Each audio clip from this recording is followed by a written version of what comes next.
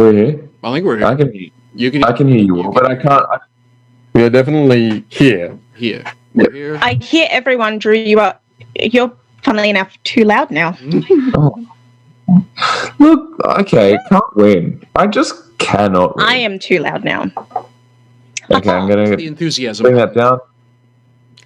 Yeah. My enthusiasm button. It's the usual issue.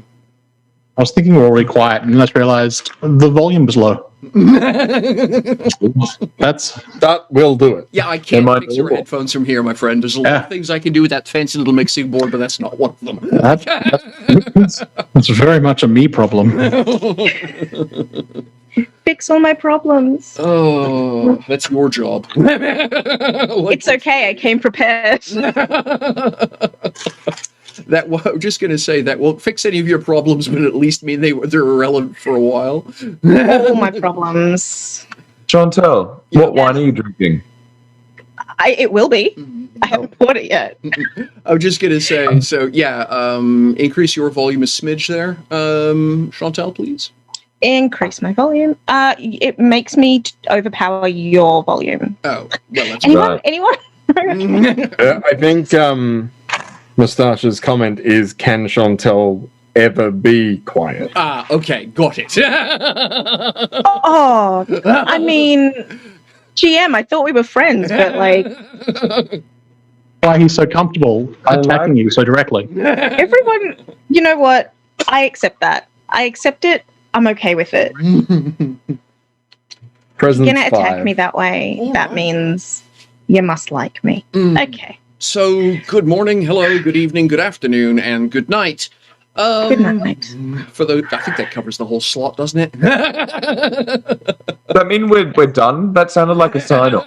No, that's just getting started. It's just... Oh, okay. Same thing. Time zones are weird. Right then, so everyone's ready. Let's dive right on in. We'll start out with Alexandre giving a summary of events as she understands them, because I'm sure that's going to be entertaining. Okay. So we are looking after a diva. Two divas. Apparently, Lucas and Remy. Take that how you want. I think. We're looking after two divas. One of them is Remiki. One of them is Lucas. Lucas is struggling at the moment because Remiki is going to stage, and I don't quite understand what's going on. Everyone seems to be panicking about something. Yeah, I don't know. It's a really good show. Remiki is a very good performer. Better than expected, although she cheats with magic. So I don't know if she's cheating with her singing or not. But that's something I plan on finding out. At least I look good. Absolutely. Chevalier, what's your take on current events? So we were able to get Remiki to the show with 0 incident, which was disconcerting in itself. We were able to find ways to position ourselves so that we were not distracting or disturbing the performance, and Act 1 went as expected. But during the interval, things became much more chaotic. Changes were being made. People were not expecting them, did not realize they were supposed to happen. We were concerned that, well, that this would be an opportunity for someone to take advantage of all the confusion of not being able to slip in when people don't know where people are supposed to be. Though it turned out that the person behind all the changes was Remiki herself. She decided to completely redo the second act, and by the sound of things, the way she hinted, it would inflammatory, to excuse the pun, might be a way to describe how she plans to make the second act. We were told to be wary of the fourth song. Solid chance she's going to be referencing the Great Fire. That is a quite divisive topic in the city, and how far she intends to go remains to be seen.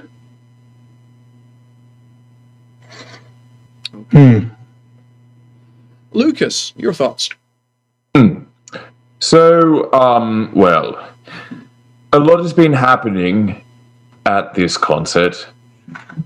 A lot of people rushing around, and quite frankly, I have no idea what is going on. Everyone's been trying to figure out exactly who is going to sabotage this thing. Everyone's been trying to put in little stopgaps to prevent such a thing happening. And it was only talking to her entourage, can I say? That it dawned on me that, well, our job was to stop something from happening, or were we trying to save the reputation of the Ebon Elves, their family? And, well, I think their reputation is at risk of being tarnished, not by an external source, but from within. All right. Nikki herself. So she's about to walk on stage, and last person I saw, in order to exclaim this thought that I had, the only person I could see was Alexandria, who looked at me in confusion, and that's where I'm at. All right. So, Spider, what's your take on all this?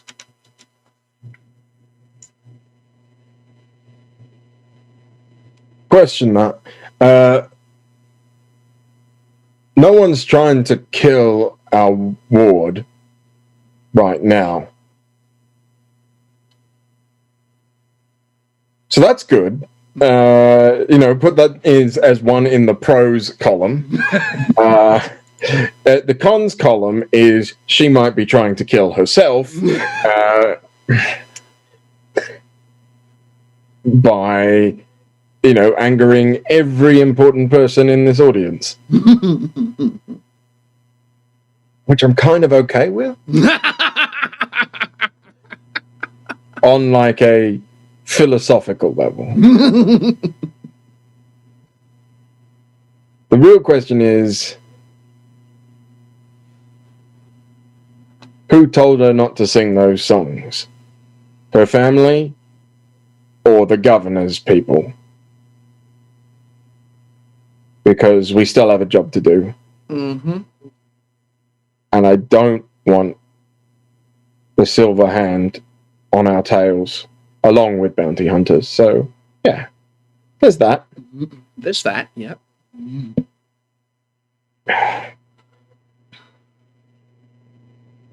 All right. So, as I recall, we had just wrapped up with Lucas running over to warn everyone that she was going to sabotage her own show, and that's essentially as she was literally walking on stage, was, as I recall, the ending last session. To Alexandria, I think. Pardon? He just got to Alexandria. He hadn't made it to anyone else. Yes. I actually can't remember where I am at this point. Yeah, Did you come back down from the rigging? Yeah, I remember coming down. So why am I not there? I think we just. I think you confirmed. You confirmed that they were good. They were legit. Yeah. Everyone up there. Then where did I go? You came back to tell us that everyone was legit, and then we're like, let's position ourselves and hope. Yeah, and you went back out. She started walking to the stage. Mm-hmm. I started following. Yeah. Lucas chased. Yes. When he realized what was going on. Yeah, I stayed being out. behind. Yeah, and you were minding the dressing room door, as it were, until one of her assistants' entourage came out having a Muppet flail moment and sort of blathered at you in anxiety about what she was up to. At which point you raced after everyone else. And I'd ask to watch your doom unfold, I think. Yes. We'd also ask Lucas to be like, just like, keep him there for a bit. We've got to do some stuff. So yeah, Jasper went up to check on the thing. I went, Charlie went to the stage to sort of position some stuff so that he can hopefully respond to things. Yep. Sort of pre-prep a few sort of like orbs around the, around very, tactically out of the way places, so that the stage was kind of at least covered, should they need to do something. And then got back, and that's when she was like, because she'd gone through something, she was like, oh, it's me. Also, watch out for song 4. And we're like, oh. Gotcha. That means I didn't hear any of the stuff about that you've said, Lucas, right? About her trying to sabotage the show, and what was said to you, which is that she's doing songs that she was told not to do. I didn't ever hear that. You didn't hear any of that. Okay. No, you weren't anywhere near for that. Okay, good. It was just. Thank you for that. Sorry, I did need to clarify that. Well, I know, because I know I got back, because I was like, don't let her go on stage till I'm done. And I came back, and that's when she was like, oh, I get it, but you need to watch out for song 4. Like she said, watch out for song 4. Oh yeah, she said that to everyone, and then she left. went. Then she went. Then she was like, we're going up. Yeah, and then starting. Then she went on. She was like making her way onto stage, and everyone was getting into position, ready for the second half. And that's when one of her entourage came up to me, and she's like, said, "Really strange, because she's changed every song." Like, what? And that's when I ran to Alexandria, because Alexandria had a job to do. She was looking after a particular part of the piece. Yeah. She was in position, ready to go. I just followed her around. If someone gave me a job, I wasn't doing it. You had like a little creature that you made, a peacock. Oh, I had a peacock, but the peacock's just like doing its own thing. Yeah, it was more just to demonstrate. It's just been circling. Yes, but the context there was literally just to demonstrate the appropriate color blue. Yeah. Because Ramiki was haranguing her special effects team at their inability to conjure the appropriate color of blue. So naturally, the other diva in the room just absolutely had to say, see, it's easy. What's the problem? I was going to say, it's like, it wasn't just to show the correct color of blue. It was also to flex.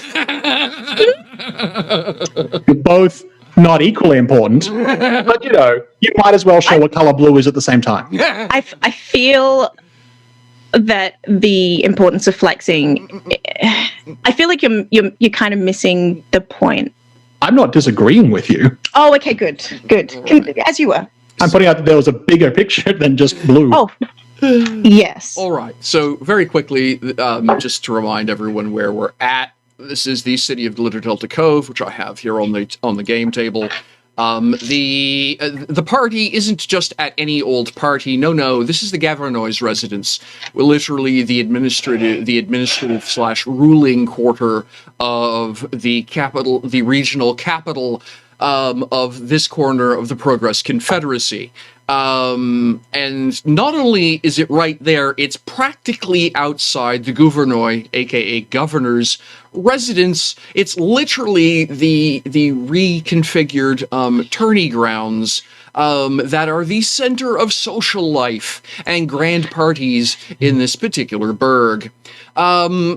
And, it's not just like it's any old crowd. These two areas here with the stripy covers are literally the who's who, the senior meritocrates, literally the senior important people. The senior members of the meritocracy. The folks the VIPs, the very people who move and shake the earth within this particular capital of this particular piece of this particular Progress Confederacy are the folks in those stands. Then there's that little detail about a tragic backstory for the whole damn town that's really at stake here. So that's where we are, just for context. So Actually, I need to put that back up because I'm going to press the dice button, and there we go. So I'm just going to do 2 die rolls very quickly, and let's see how she's doing, because she's a little bit of a stress puppy. All right, so she's got a base of 16, and she has advantage 2, so we'll keep the 7, re-roll the 2. She's a stress puppy? That's a 6, so okay, and then I just need 1 more dice. Knowing what she's gonna do, she's a stress puppy? So that's a 13, so she rolls a 29 total on her performance. I mean, it's a big deal. Yes. She's got butterflies before a show. I could have just made her butterflies. Some of her butterflies are fire. So, I think this is going to be the part where, so yeah, that's a pretty reasonable roll. 13, and a 20, no, 39. 16 and 13 is 39. She rolls a 39 for her performance. Advantage. See, that's why I had to flex. 29? 29. Thank you, guys. Yeah. Those are my new Those are my new toys for the show. I'm super pleased. I like the camera. It's so cool. It's really professional. It makes us look like we know what we're doing. So we do, though. So that's we fine. like to think that. Yes. Well, and also we do know what we're doing. So mechanically, she actually held back last round on the first half of the show. She was only rolling 1 of the 2 D8 she had available. She unloads on the second half.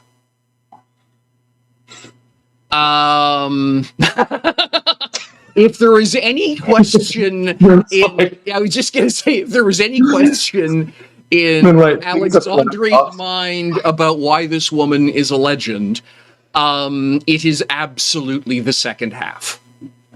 So, how obvious is what she's doing from the audience? Because I'm out there. Well, what do you mean by how obvious? Do you mean the part where the city starts to burn, or do you? No, way before that. I'm talking like 2 songs in. Is it very clear where this is headed to me? Yeah. So I'll tell you what. So as a reminder, the story up to this point has been two star-crossed lovers, one of whom is Sinru, and the other who is merely has not reached those lofty heights in spite of hard work and circumstance. So it is a young lad who is trying to rise his way through the army, and has been passed over at least once for a promotion because for whatever reason, whereas his desired is a young woman who has reaped the full benefits of her life in the meritocracy, and they've met, they've fallen in love, and while there are no class barriers, we all know there are class barriers, and thus the tragedy unfolds. And inexorably, their story has been leading them to Glitter Delta Cove. Yeah, I got that. It's more about like how clear is it from the way the first act starts that she's about to unload some like dirty history of the people who are watching. The first part of the show, other than the fact that the story is coming here, has no inclination about what's about to happen. Okay. By the point of the second half, second song, on the other hand, well, I think Drew might have something to say before that happens. That's why. Yes, I'll let him cut in. Because I felt burning love was a bit on the nose. I feel like Spider might start to clue in. So, I just know that somebody's asked me, how do I pull my mic down without it affecting this? No, like your volume down. But Your that affect gain. the stream? Your gain. Just dip your gain a smidge. Okay, I'm very confused because that better on my end? I don't know what gain is. Is that better? We know what we're doing. We're all, I don't know what I'm doing. Yeah, Right, let's escape. I've got I mean, technically, Touch even in this. It's gain on your mind. down, and I don't know what I'm doing. I turned something down. Hopefully that works. No. I'm just saying that Lucas would, like, seriously, from the word that he found out that something's going awry, getting to Alexandre, telling Alexandre, then running to find the next person, which is probably Chevalier, if he's on the same level of the stage as I'm like so this is the awkward part about on the Chevalier. He's stage. walking back and forth right now with a couple of merchant ships on his head. Great. Oh, then I'm looking to signal. I'm trying to find and signal Jasper. So there's an awful lot of faces in that crowd. Where's Jasper, did you say? I'm on like the top floor of the raked seating, so I would have a view of like anywhere Lucas would be. Right. Like, I'm just like doing alarming looking, like this is going awry. Gestures. Has gone. Yeah. Okay. I don't know if he sees it. I don't even know. Here's the problem. I mean, you have to understand that there's probably 1,000 people watching this show, and if you're going to be running back and forth across the front of the stage, waving your hands in an alarming fashion. I'm more conscious. Okay, so I'm yelling fire. See what happens. I'm more conscious of getting Jasper's attention, knowing that, like, my brother's a legend. Like, if he's looking out for something, one of us, I'm sure he's watching us as much as he is others. Yeah, I mean, my eye is like, yeah. I mean, my eye is not on the show. That's the thing, right? Like, I'm looking at all the things around the show that people. Yeah. Right. I get what you mean. Like I said, I just sort of, I just wanted, our it's more like, I just wanted to make sure that we all had a suitable understanding. Oh, bloody hell. Excuse me. OBS just decided to be a mutant. There we go. So yeah, I just wanted to make sure that everyone understood that, Lucas running around with a sword and armor, jumping up and down and waving in an act of distress was likely to cause attention, possibly not of the type he was looking for. I don't think that's what he was suggesting.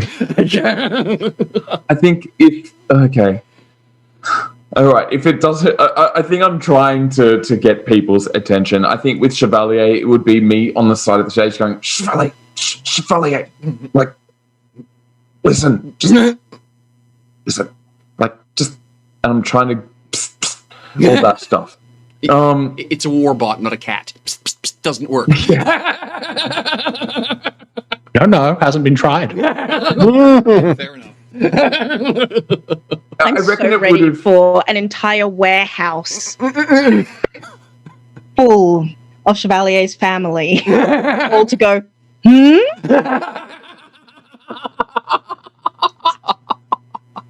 What did you say?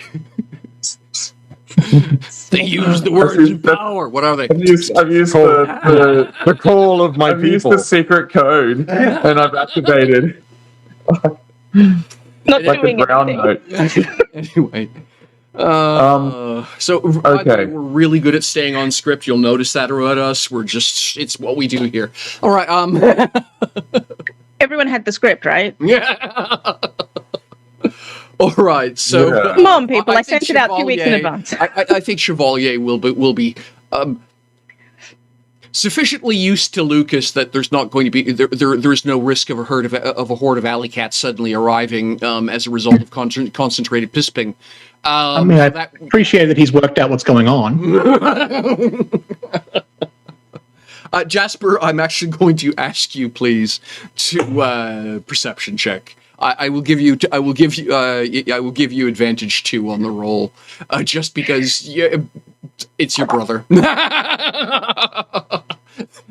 Well, that's well, Yeah, I mean, Thanks. it Thanks, feels Michelle. like we would have at some point said, "Hey, if you really need to get my attention, maybe poke your head out over there where I've got exactly. a eye line or something." I suspect Jasper has Lucas proofed his plans, so.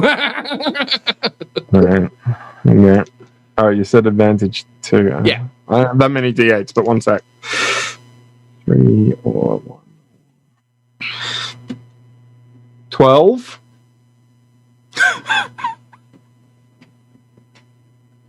A 12 with advantage 2? Yeah, well, I mean, it doesn't affect the roll on the d20, does it? Oh dear. Yeah, okay. So a 12, by the way, does not quite meet challenging circumstances, which I would suggest trying to find in the chaos of one of Ramiki's productions. There's also a 29 performance going on, right? Yeah, well, that was, So it's yes. like- And it's just like Spider trying to piece together why this is taking such a turn in tone. Okay. So I'm going to say that for the next chunk of the scene, Jasper is completely unaware of Lucas's attempts to get his attention. Yeah. And I'm just, by the way, Lucas, stage diving probably is not the answer here, just so we're said. So the story begins to wind through the first. can I? Yeah, absolutely, Oh, Alexander. do I have- Go ahead. I would like at this lovely early point in the game today to use Whisper of the Wild. I think that's going to be really fun. Because the question that Alexandria is going to ask the song is, should I let Ramiki sing the fourth song? Oh my. Yes. Sweet. Done. Mm-hmm. Alexandria enjoys the show. All right then. You were saying something about the second song? The second Like song, this- I think I will actually ask Jasper to do a. I think the. Sorry, I've been doing Star Wars for a week straight now. I just need, so it's decipher a code. Yes, a logic roll, please.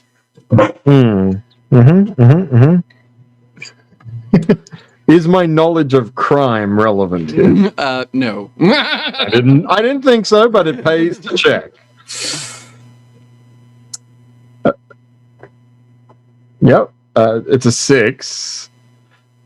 Ooh. Okay, so you're going to completely miss where this is going. Can I? Let me just read this quickly, because this might it might be time for me to do my once a week. We're only 10 minutes in. Right? We're only 10 minutes in and the desperation is set in already. So what are you drinking there, Chantal? Okay. Yes. Hope. Yeah, I didn't hear you. Yeah, you completely did not transmit. Try that again. I'm drinking a Grenache. Grenache. Yes, one of your okay. favorites. Got it. Yes. One of my favorites. All right there, Muffin. What do we got? So, the wording on observant, I might invoke my observant once per week trait, which is once per game session. You can use this ability to notice something out of the ordinary, details that others typically miss. Now, what it says at the end is, if you use this ability after failing a perception roll, the GM decides whether you notice the initial target of your roll or a different detail.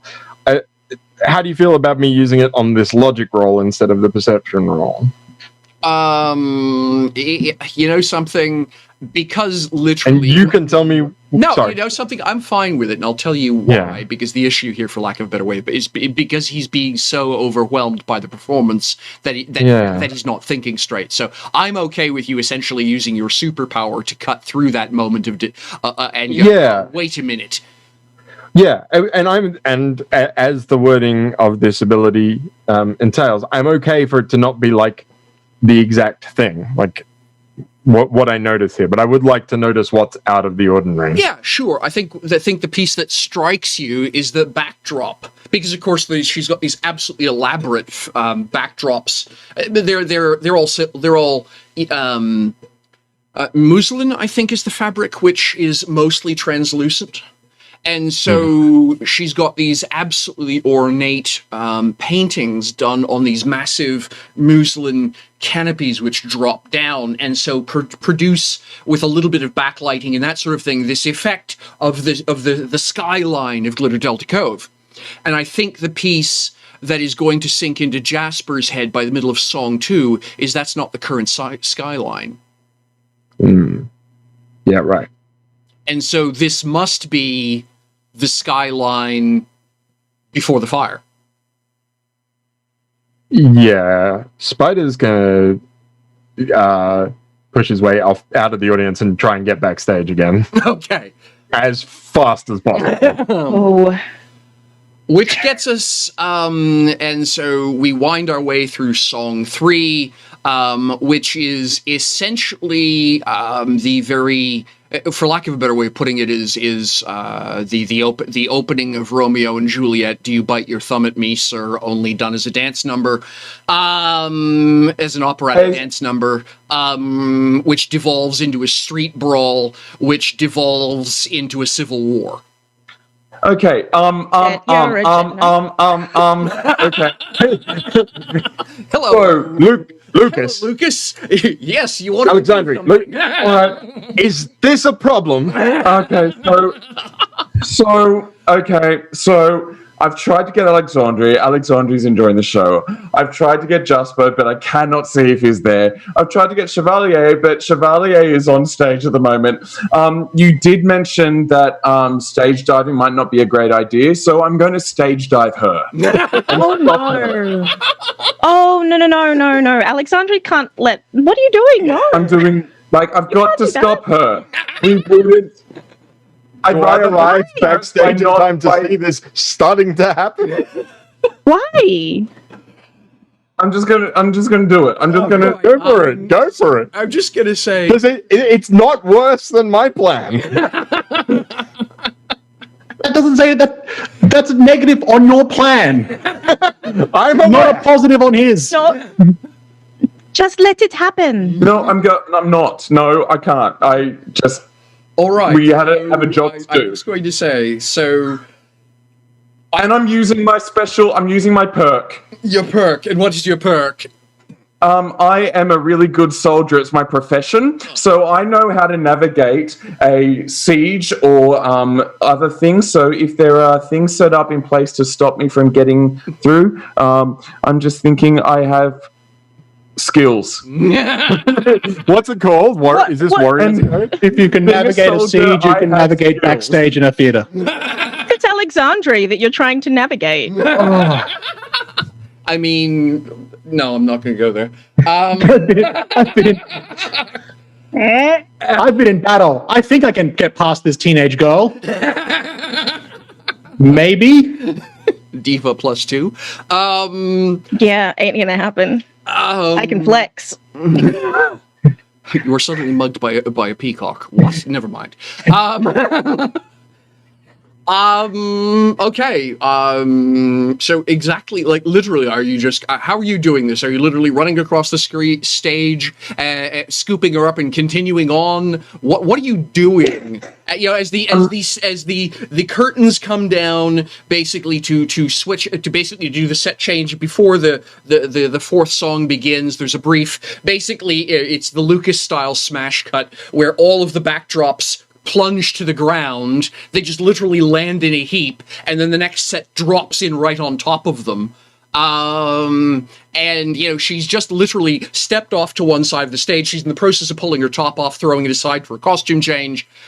Lucas arrives. Now what? I'm going to just. I am. Is there an orchestra? Of course, there's an orchestra. Like that's Right. So. Just to so if you take a look at the map, BIP. So Right. what we have is theater in the. It is basically being done as theater in the round. All right.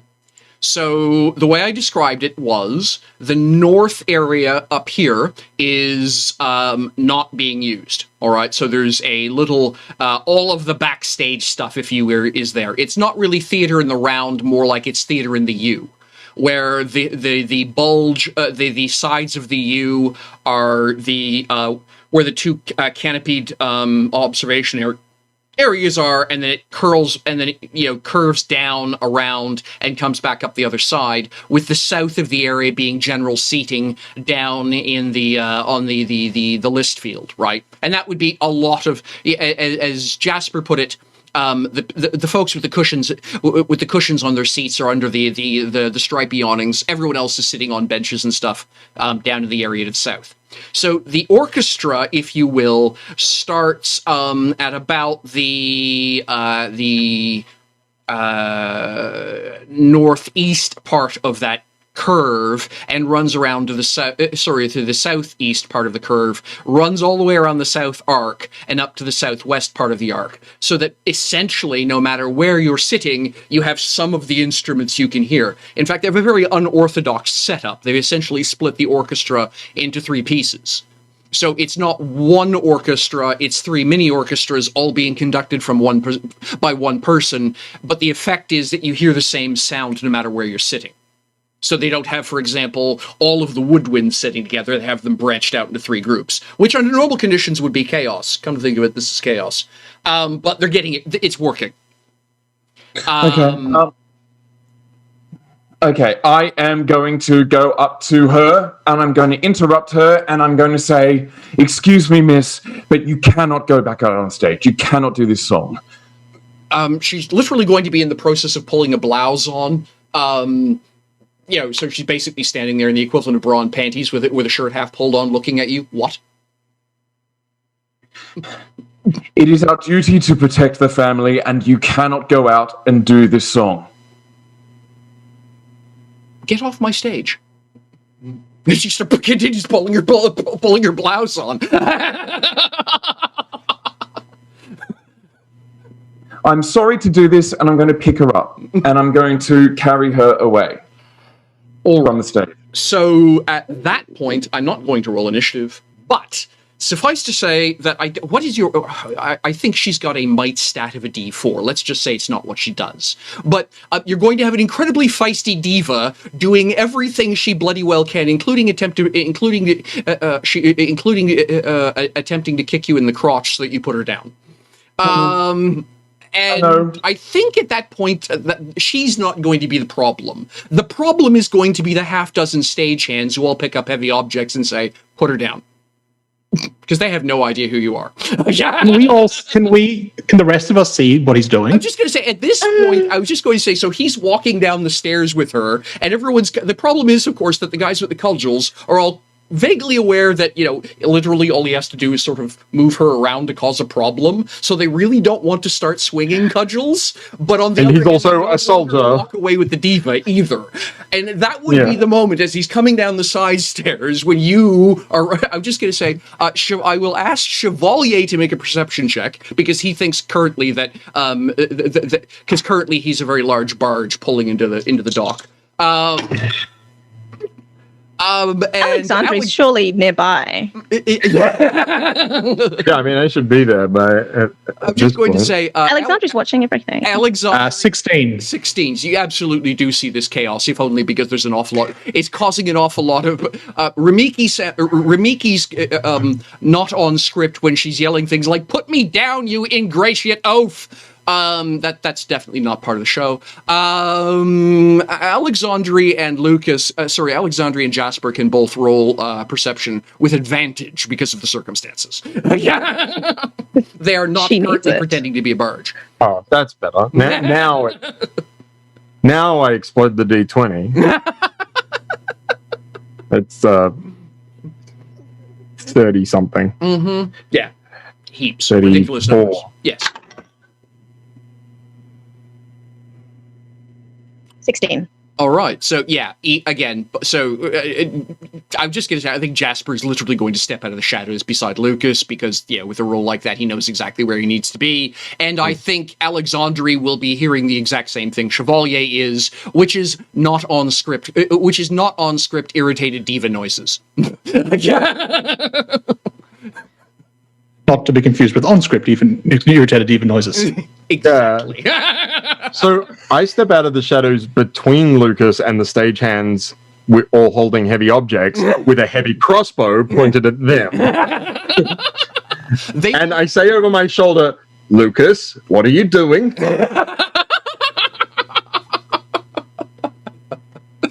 Jasper. Actually, Jasper? I'll give you guys just a moment to chit-chat, and then the other two can join in just because of distance. Yeah. Go. Going to sabotage her own show. Is that a problem for us? It's against our job. Ramiki, did Equidian tell you not to sing these songs? It's none of your bloody business what I've been told. I've got a show to do. Now put me down. I will break all of your fingers, miss. Tell me. And I'm still, like, I'm pointing the crossbow at someone else. An excellent moment upon which Chevalier and Alexandre get into hearing range, just in time to hear "I will break all of your fingers, miss." To see Lucas making off with the diva and Jasper menacing a bunch of stagehands with a heavy crossbow.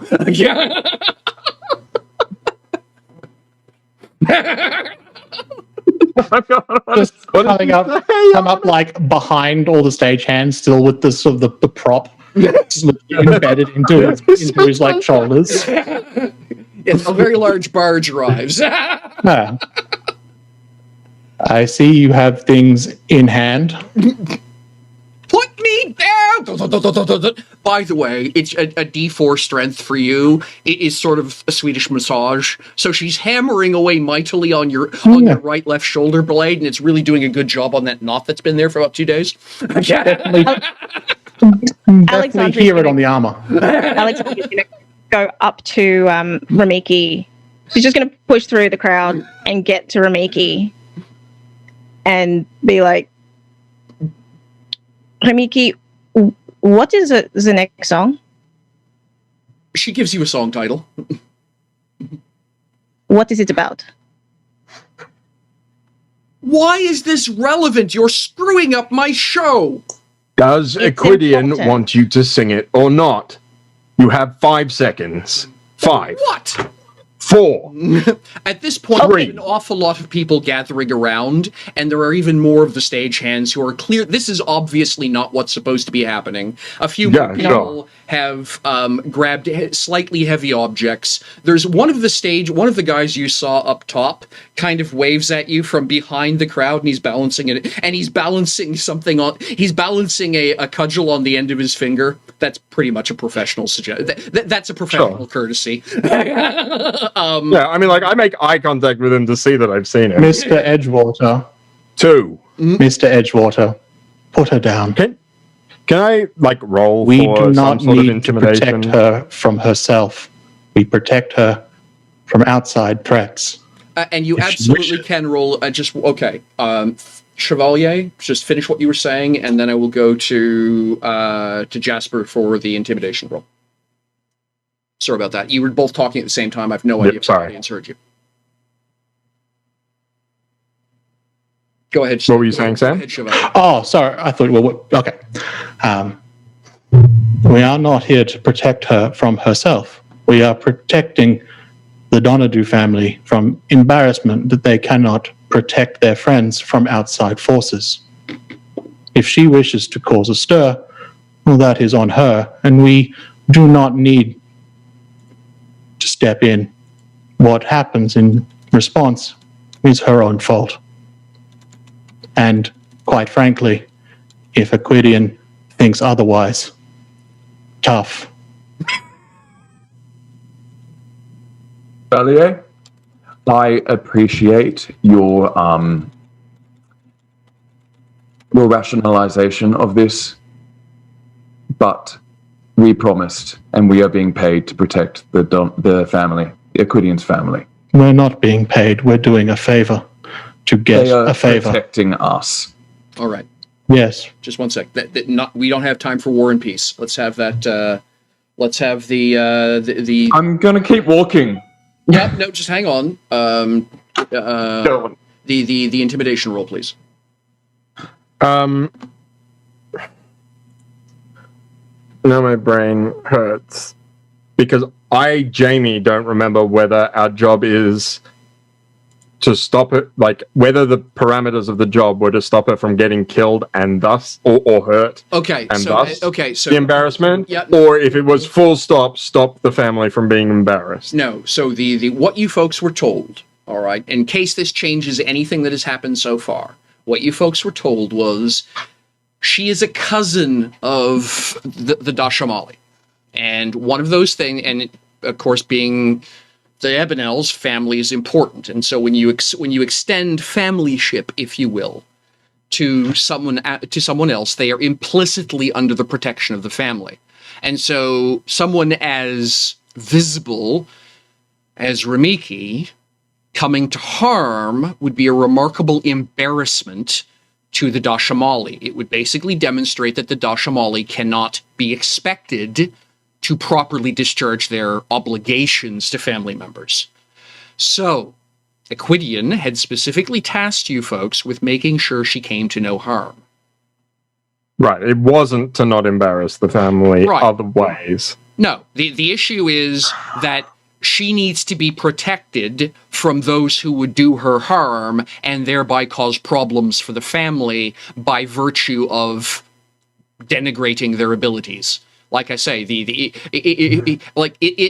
it's almost the Native American equivalent of counting coup. I don't have to stab you. Poking you in the shoulder just demonstrates the fact that I walked up behind you and was able to do that. I don't need a knife to embarrass you. Poking you in the shoulder, I could have used a knife. I can leave now. I've demonstrated my power over you. And so that is very much sort of the political game that's going on here. In the spirit of like not having to retroactively change anything that's happened, I want to make the same roll, but it is a deception and not an intimidation because I have no intention of hurting her if our job is not to get her hurt. Okay, yeah, I mean, obviously enough, if she causes a riot, which I suspect is poor Lucas's concern, that is going to grossly complicate your ability to prevent her from being lynched, which is, but getting... we can deal with that when we deal. We can deal with that when we deal with that. You know what I mean? Okay. So, I totally get where Lucas is coming from. If she does what everyone thinks she's going to do, and she's literally setting herself up for a lynch mob, and that puts you lot into the situation of having to fight off a lynch mob. I can completely understand Lucas's disinterest in dealing with a lynch mob. Okay. Understandable.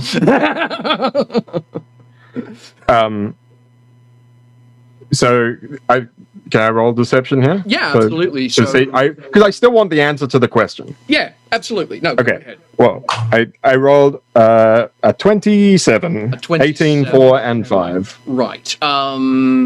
She is a stubborn little witch. And I say that with the highest regard, but I don't think she can, without open ending, she can't make that roll. I'll give it a try anyway. Well, wouldn't it, like, the way these work, is it not against, like, whatever her her resolve or something? I'm just going to say, yes. Because those aren't rolled. Yeah, you're right. Yes, it would be her resolve. And resolve is 10 plus presence plus will. Yeah, so even if I say she's absolutely rocking in both of those departments, she comes up with a 20, not a 27. Yeah. She's the best I can reasonably say she gets to a 21, which is she's still not like a dragon. Great Moustache says she could attempt to defend. Interrupt it though with will. She could try to stop it. Oh, okay, cool. Yeah, okay, fair enough. That's what I thought. I didn't know if there were opposed rolls. I was just going to say, so she's got a 4 will, which gives her a D10 on the roll. Let's see what we get to. Yep, that makes sense. Or presence. Takes up her action the next turn. Yeah, exactly. I'm just going to say I see. it basically plugs the whole thing here. Now, I'm just going to say, oh yeah, if she can use presence, she'll absolutely use presence because she's got 2d8 on presence. So let's see what we get to here. Like I say, she's her physical stats are miserable. Her social stats are monstrous because that's what she does for a living. So that's a 5, that's a 4, and that's an 18. So she. That's what I rolled. So That's exactly what I rolled. wow. All right. So yeah. I think she only has to meet it. Yeah, meets beats. Yep, meets beats. It's not D&D where defender wins. It's open legend is meets beats. So yes. So I think for lack of Who's meeting who though? I'm just gonna. Well, no, that's just it. She's setting your target number, right? Okay. So with that roll, and so for lack of a better way of putting it, She's responding to his roll. She's not setting the target number. She has to roll equal or higher than his roll. oh, okay. So yes. So, Yeah. So Okay. So in Yeah. other words, that tie means she wins. Got it. yeah, wins. in combat sense, like your defend roll becomes your armor. Yeah, got it. Okay, that makes sense. So I think she's going to she's setting the new defense. Got it. Okay. Oh, she is setting. Yeah. Okay. So is that his just sorry, GM. Since you're here in consulting, is that his target number then, or For the roll he just made. okay? All right. So Jasper would still meet or beat. That's what I thought. Yeah. So Okay. yes, so Jasper wins that literally by the skin, by the thickness of a hair. I mean, she rants, she raves, she Muppet flails, she kicks, she carries on. One. Can I like start reaching Yeah, I'm towards just her going to hand? say when you get to like, whoa, oh fine, and she'll give you and she basically will, and she'll say the whole damn town burns. Now put me down. The question I asked was, does Aquidian want you to not sing that song? Aquidian doesn't know what I'm doing, is what she says. Okay. Lucas, put it down. Let her do the show. Going to cause. Yeah, and then we'll have to do our job. Is the We city do it needs when to she hear is it. in danger. We do not try and stop her from doing what she wants. That is not what we are here for. Why is it If you she- aren't listening to the barge? She says, pointing at Chevalier. Now, look, the lot of you. I don't know who you think you are. I don't know where you came from. But the reality is you work for me here. No, Yes. no, Oh. not even a little bit. This is the reality. We are doing a favor for your friend, and they have asked us to protect you for a favor in return, which we don't actually need. So, child, if you want to have a tantrum on stage and cause a problem, that is entirely on you. And while you are in my good grace, I will protect you from the fallout, but that is entirely on my grace. If you decide that you want to cause a problem that I don't care to protect you from, I will leave you to the result. And I don't care what your cousin thinks about that. I don't care what their response will be, and I don't care if we don't get what is promised to us. You want to be a child having a tantrum on stage, go right ahead. But you be ready for the consequences. I think probably in a moment which is going to absolutely cause a flashback for Chevalier, she plants her fists on her hips like an irritating 11-year-old Alexandre, stands up on her tiptoes so she's even vaguely not. She's like, she's not She's standing. still in my arms. Yeah, she's, Oh, okay. Sorry. I thought you'd put her down. No. So I'm just going to say, so there's going to be this massive pile of wiggling, and fuming, and she's going to grumble under her voice and say, "You have no idea what's going on here. I deeply appreciate your sense of duty to the family. I really do, and I'll make sure Aquidian is aware of how valued you consider the family's grace. Now put me down. There are people waiting for this show." I'm going to drop her on the ground. Ungracefully. All right. Yeah. And help her up if she'll take it. She's having She'll offer a hand. She's having an 11-year-old Alexandria tantrum right now. Yep, Alexandria knows it. And Alexandria knows that sound from Chevalier, so that's why she's holding out the hand. Yeah. She knows what that feels like. There will be a moment where it takes her there is going to be a moment where, for lack of a better way of putting it, she's more inclined to bite the hand than take it, but then realizes that she's managed to land on... keep in mind, she's literally standing there in her bra, panties, and half of a blouse, and has managed to land in a position that puts one of her sleeves under her foot, so she has to take your hand to get back up.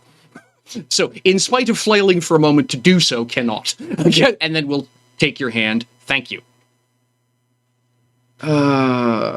Delete message and then ban. Thank you. Goodbye.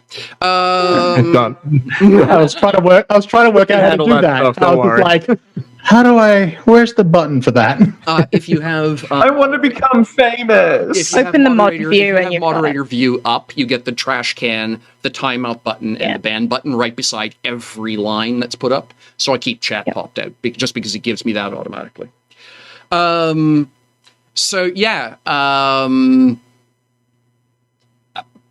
So there's this incredibly awkward standoff where there's a whole bunch of people standing around with heavy objects. There's some odd noises coming out from out front because, of course, the set change is now taking way too long. The orchestra is playing We're on Hold music, and we're going to take a break.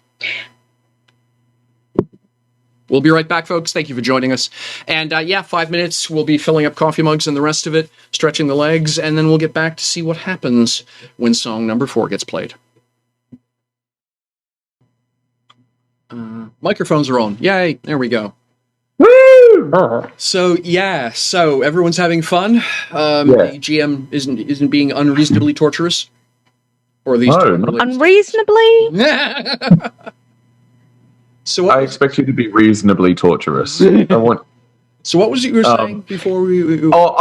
In the break, we were just chatting about how that I was like, oh yeah, I completely forgot what Aquidian had told us to do. And the great thing about that is my forgetfulness means it's Lucas who can wear it. And it now reads as, I mean, that's the joy. It's like, yes, I take responsibility for that, but also now that responsibility lives in Lucas wearing the consequences. So it's kind of great in that sense. But I was also going to say that, like, I've been thinking about what would Lucas do for, like, the past 2 weeks. And I think what I also did in that whole thing is, like, I couldn't come to any until the whole situation was happening. I didn't know what he would do, but like you flirt with ideas and you come up with like, oh, well, would I do this? How can I fix this? And I think I also like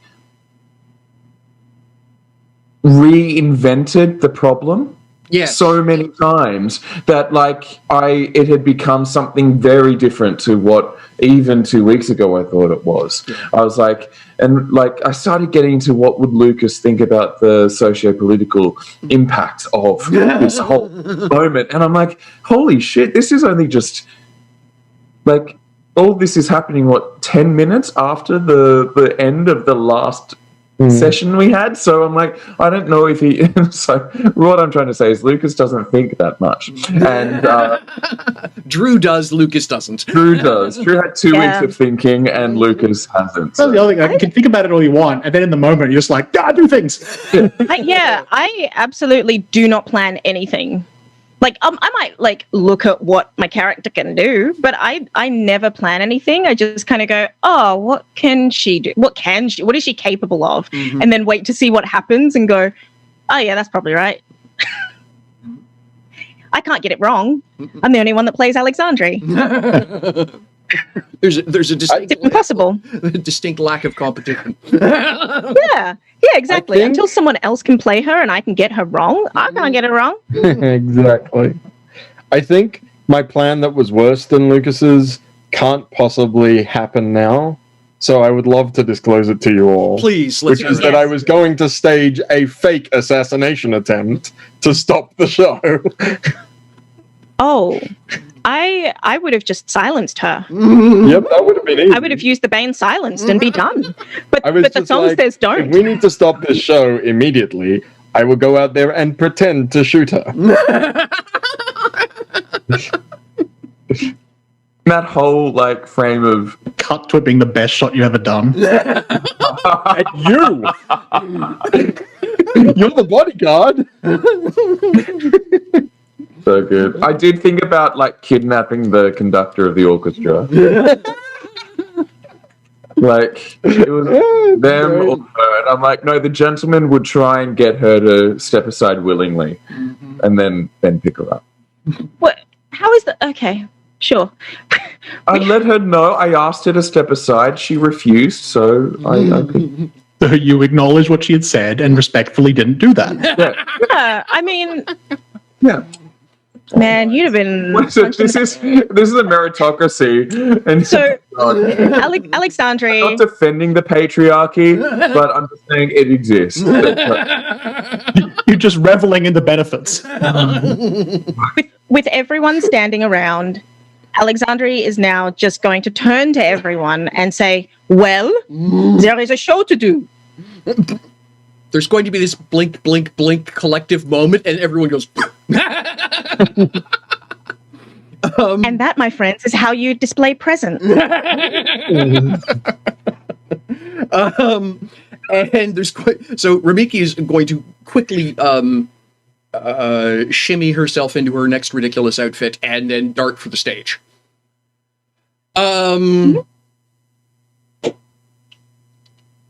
Yeah, the city burns. It is the story arc of the two star-crossed lovers plunges into the chaos of the Great Fire. The stage from a technical perspective, I think Alexandre will consider brilliant. She is essentially doing a split screen view.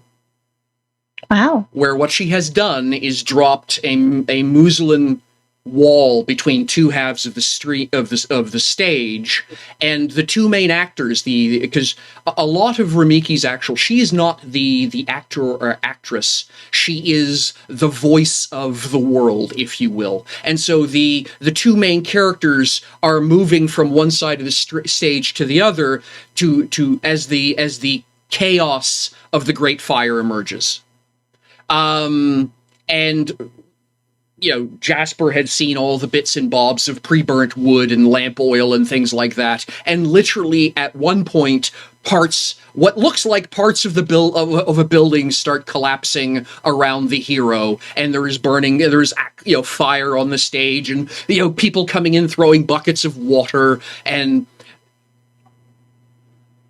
it's absolutely beautiful. I mean, her performance role earlier stands. The effect, I think... go ahead. Chantal, you were going to ask something? Yeah. How's the audience taking this?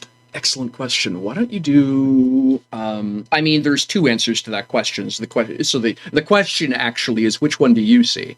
I think that is a perception roll. Yeah, I think that I was trying to figure out if there was an extraordinary that would make more sense, but I think in this case it is just going to be straight up a perception check. Okay. It's a natural one on the. Oh wait, it's a natural one on the D20, but exploding. That's a 9 total. I think Alexandre is standing off to one side of the stage with her jaw in her lap, stunned out of her mind at the brilliance, because Alexandre had been the doubting Thomas about this woman's technical ability, and watching all of this happen and the use of the stage and essentially developing a split screen so that literally parts of the audience aren't seeing the whole story, and so they're reacting as the male protagonist and the female protagonist, the hero and the heroine, change sides of what's going on. Literally, the story is unfolding differently for the two sides of the audience. Yeah. So Alexandria is not only not looking at the audience, but she is listening to this voice of the world doing its thing. Mm-hmm. Yeah, And, you've like- heard that phrase before, by the way. I have heard that phrase before. So Noticed. she's totally like in this, Yeah. listening deeply. Anything? Any of the Lucas, as this is unfolding? Is there anything Lucas wants to do? What's Lucas thinking? Well, Lucas is utterly convinced that the world is going to collapse. Like, it's not he's expecting the worst. I think he's looking for trouble. Okay. And now that it's kind of like we're letting this happen, it's kind of like, okay, what is going to be the thing? Where is it? Where's it coming? Like, so yeah, I suppose I'm looking out, Okay. trying to see what will go wrong. Yep. Sure. Chevalier, what's going on in Chevalier's head at this point?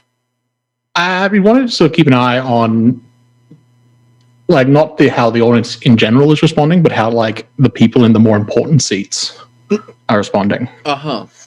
Like, who's in the Gavin Noise box, and how are they responding to this? Fair enough. Because Yeah, no, I think that's reasonable. Go ahead and make a perception check. I'm going to give you one disadvantage on that roll because you don't really know any of these people, and so you don't have a good judge of how good a poker face any of them might have. And they are all professional rollers, for lack of a better way of putting it. that would have been a much nicer roll without the Disadvantage? Yeah, that's the way disadvantage works. No, that's how that the exploding 8 goes away, and the result is a 13. Okay.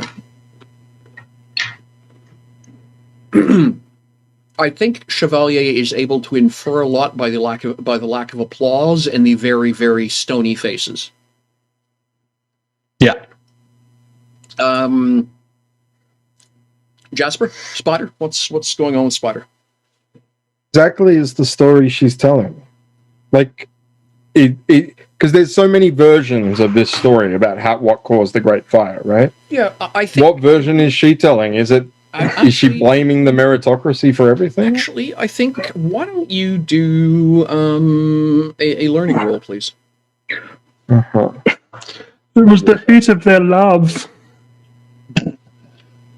Their love was a spark, It burned the and the whole thing burned. whole. It all burned because they loved each other too much. Beware love, children. The lesson is Same. don't love until marriage. Poke yourself. Or your city will burn. Poke yourselves in the eye. I can't reach. Jasper. Sorry. Yeah, Jasper. 16. 16. She's telling both stories at once. That's the literal point of the split screen. What she's showing here is that both sides were at fault. That what is going on is a classic example of when no one wants to take responsibility. Cool. Yeah. So I think like halfway through. I think the catch that Jasper will also figure out with the 16, though, is that the problem with this is that people see what they want. Yeah.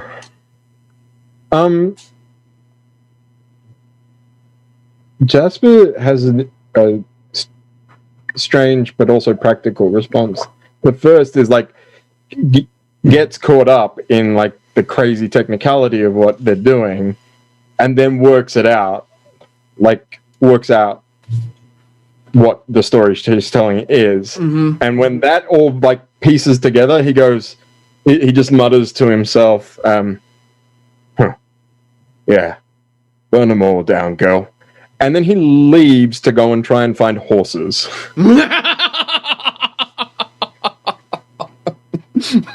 I like that. Burn them all down, girl. Yep.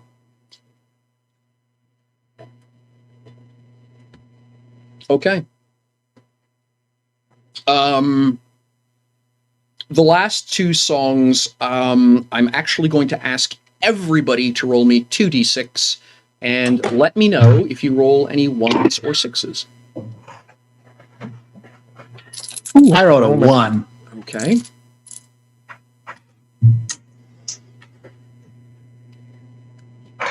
All right.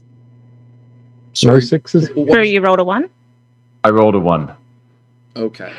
So what I'm doing is a modification of the old champion system. Where you basically count body. 1s are negative outcomes, 6s are a favorable outcome. Everything else in between is just neutral.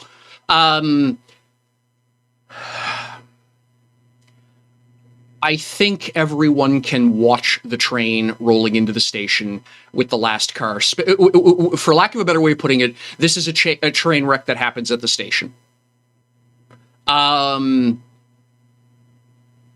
Everyone is so caught up in their own personal part of the story, they're not listening.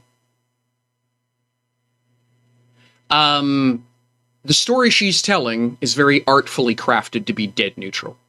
The problem is that the people who want to see that the Confederacy were the bad guys are focusing on that part of the story, and the people who want to see the rebels as the people who are resistant to change and their stubbornness having caused their own demise are seeing that part of the story. And so, because she has afforded them this opportunity to see both pieces of history playing out simultaneously, the people are watching the part they want to watch. Confirmation bias, if you will. They're not paying attention to both sides of the screen, if you will. They're only watching the one part that makes sense to them. And so I think by the point that the lovers are embracing, mid-stage on the last song, with most of the stage in flames, either real or illusory, and it is obvious that this is going to be a Romeo-Juliet style tragedy where everything gets lost to the flames. I think already Lucas is aware that there is probably a dozen armed men with the governor's colors who've already grabbed a few people out of the audience and dragged them out. I think Chevalier at one point in time managed to get the bridge he was carrying to be in the way of a thrown bottle. I think Jasper is going to have that moment of looking over to see the guy who he'd seen up in the rafters earlier and had been balancing a belaying pin on his finger, not 20 minutes ago. As you're arranging horses, he's literally there in the stable, looks up over the top of the horse at you. He's got his hand like this. Oh, it's you. Fine. And goes back to getting a couple of horses pulled out. Just that kind of thing. Oh, I don't have to throw a knife at you, fine. Okay, and he just keeps pulling his two horses for his chums out of the stables at the same time as you're organizing horses for your friends. And I think at one point, I think the part that's going to absolutely cause that oh dear moment is going to be when Chevalier will glance up at the gouverneur's box and realize it's empty. They've left before the show ended. So the grand finale is stunningly good. Again, she rolled, what was it, 36 or something ridiculous like that. And it's an everybody and their Chevalier on stage moment, with just it's a Chinese fairy tale. Everybody dies, but they die believing what they're. And I think the part that is she temporarily reconstructs the split screen moment, just literally to have the split screen burn down at the end, showing that there is no difference between the two sides. It's all one problem. But by that point, the fist fights have already broken out in the audience. Does Alexandre notice that happens? Which that is that? There's been a lot of thatting going on. I mean... The royal that. the point... By the time we've got to the point where there's, a riot breaking out, I mean... Even a 1, it's distracting from the show, if nothing else. Yeah, I think absolutely, yes.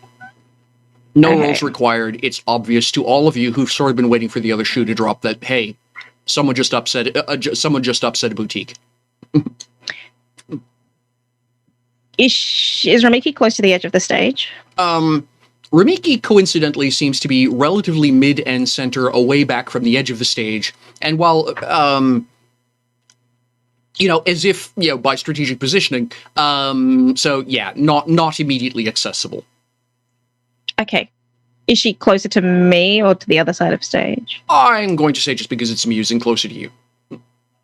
Okay, then I'm going to get the peacock to sort of flutter down and land in front of her, with the intention that should someone shoot at her, it flies up and tries to take that hit. Okay. She's preparing to cast another spell, but that's where she's going to keep that peacock there for the moment.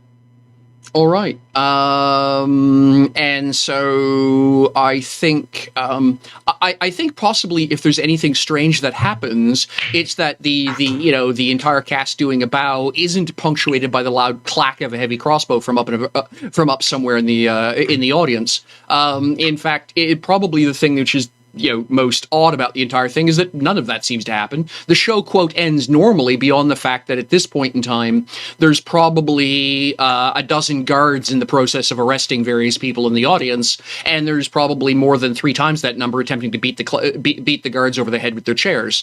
And it's just let's just say, use the phrase degenerating quickly.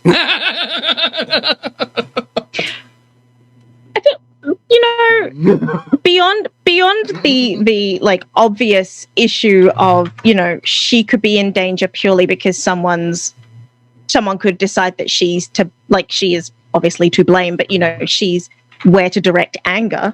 You obvious sympathizer, yes. Yeah, beyond that, Alexandra is kind of okay with the situation. Like, she took what she took from that story. She's not writing because she's doing a job. That's kind of it, right? So, yep. So the cast files off stage. There is tremendous applause and tremendous fist fighting. And it's probably not something you're used to at an opera, but anyway. And Ramiki is rapidly heading for her dressing room. And yeah. So now what? Alexandri's not leaving her side. Yes. Not for a second. Mm-hmm. At one point in time, Ramiki will glance sideways at you and say, "Well, that went better than I thought it would." What did you expect? She chuckles. All she does is chuckle. What title Lucas will be nearby. Definitely close. Mm-hmm. What title does Ramiki use, just for reference? This is that awkward thing. Or like, what have we been? Yeah. Okay. So, I do not have the Confederacy translation, but she is essentially, her official title is the equivalent of minstrel laureate, for lack of a better. Yeah. word. So I mean, like, if for lack of better translation, I think approach just before they get into the dressing room and say, "Prima donna, we apologize for the miscommunication earlier, but I'm sure your people can deal with your clothes. We need to leave." Ramiki will look at you, smile, and say, "I deeply appreciate your consideration, but there's no way I'm running in a hobble skirt. Give me 2 minutes to get into traveling clothes." As quick as you can. I'm really good at quick clothing changes. So she will dart. So she will dart into her clothing tent. Can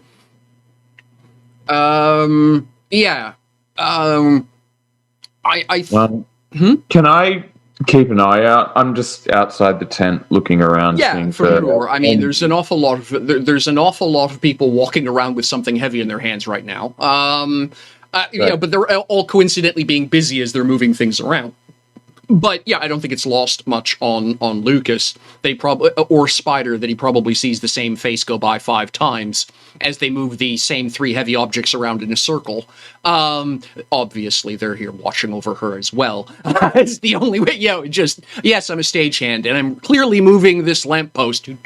Thump, and then somebody else walks over and says, "Hi, I'm a stagehand," and picks up the lamppost and moves it back to where the other one was. And they're just it's the same 3 people shuffling the same 5 heavy objects around in a circle, giving them plenty of excuse to be in the area, right? Almost nobody else would notice that, but I think even and Chevalier as well, I think, is clever enough to figure that out. So a few minutes later, a handful of minutes later at most, a messenger will arrive with the governor's colors. She will give a half bob to the obvious Anguir and pass a letter. He takes it, opens it. That is, and the messenger will. That is for the Minister Laureate from the Gouverneur. Please ensure that it reaches her hands. Okay. Thank you. Should turn around again. The quick curtsy, the quick curtsy bob. Turn around and zoom off into the crowd. It's for her. Wax seal on the back, the whole 9 yards. I'm gonna. I just said I'm gonna knock. Can. And it's like, actually, There will be bits of wood. I was just going to say, and just because it's Ramiki, there is literally a door knocker hanging, like literally a post driven into the ground beside the door with a door knocker on it. Oh, she didn't get a pull bell? No, she was going to, and then thought, everyone does that, I'll use a door knocker instead. Are you going to the door knocker, Lucas? I'm going to use the door knocker. I might like reach to like touch your arm first and say we should read it first. Okay. Reluctant to open a letter that's not for myself. Okay, that you have a Just problem to someone else. with. That would be improper. What will mother say? Saying we may not want to deliver the letter to her until a more appropriate time. Just letting you know that we're probably going to be damned for this. And I open it. And what does it say, Michelle? I'm reading.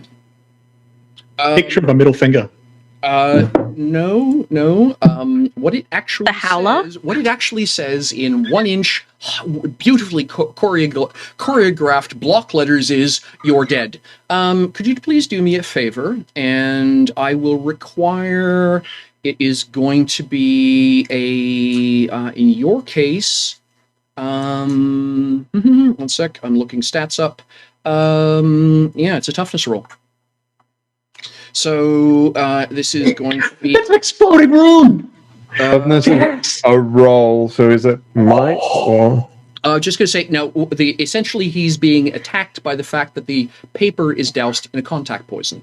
So he picks out the paper, it says, "You're dead," and the poison soaks through his fingers. The poison roll against his toughness? My toughness is 17. Yeah. Toughness isn't a roll. Yeah, I would just it Could be a 40. He could roll fortitude. Yes, he should roll fortitude. I want to do it as an opposed roll. So yes. Yes, that is. It specifically says resist poison. Yep. And then we're going to do the dice view thingy. So It should have been me. It should have been me.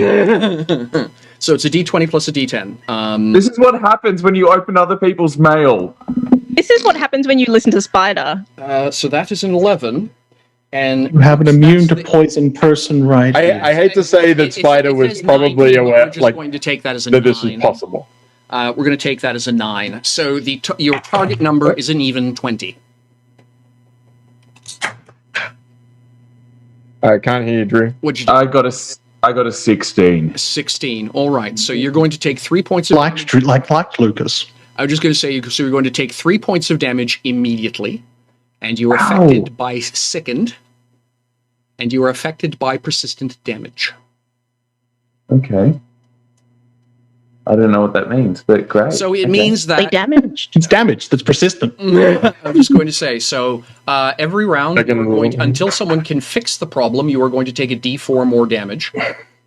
1 second here. Let me get the actual boons up the actual banes up in front of me. Open in new window. I forgot to open the rule book before I did this. I'm ad-libbing a little bit. I know this isn't exactly how poison is supposed to work, but it's a simple way of handling it. So sickened. You have disadvantage on all a disadvantage 1 on all rolls until you are able to resist the effect, and you have a -1 on all your defenses. And then persistent damage it's a D4 every round that you take. As it's the equivalent of belladonna. Yeah, basically your nervous system is attempting to switch off currently. Really uncomfortable, by the way. What is the physical? What happens to him? So, for those of you who are not familiar with belladonna, aka atropine, it basically convinces all of your muscles to relax. And one of those muscles, of course, is your heart.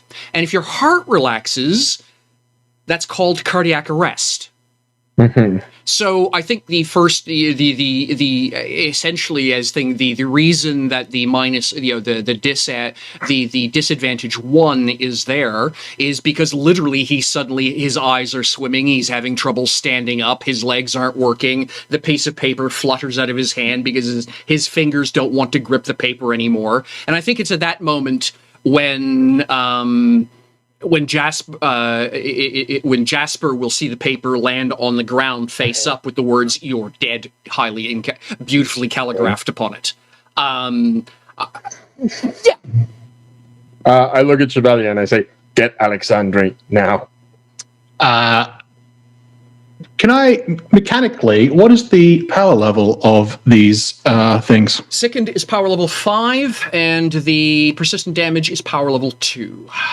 Cool. I'm going to Just turn them off. Yeah. Yeah.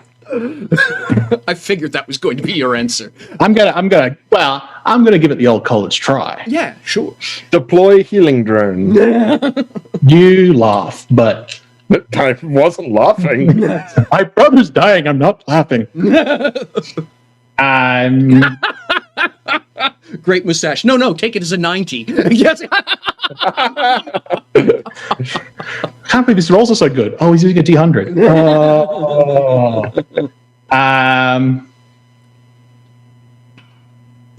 Yeah, so I basically, if I can make this roll, I will turn off I dispel all bane. I'm using the restoration boon. If I meet the requirement for a power level 5 restoration boon, which is 20 off the top of my head, then all banes of equal or lower level are dispelled. All right, let's see that roll. Oh, that'll do it. That is a 23. 23. All right. So just when that difficulty in getting your diaphragm to work anymore starts to set in, Chevalier arrives, and actually describe what it looks like to anyone who's watching. He sort of so you see like Lucas start to stumble, and it's like, well, okay, there's only a few things that can be. Yeah. Oh, wait a second, Marcus did this to someone once. Yeah. But only because they did to him first. That was what he claimed anyway, yeah. Yeah. Who can keep track? They were really good friends. It was the whole thing. Yeah, he sort of, there's a thing where he kind of just like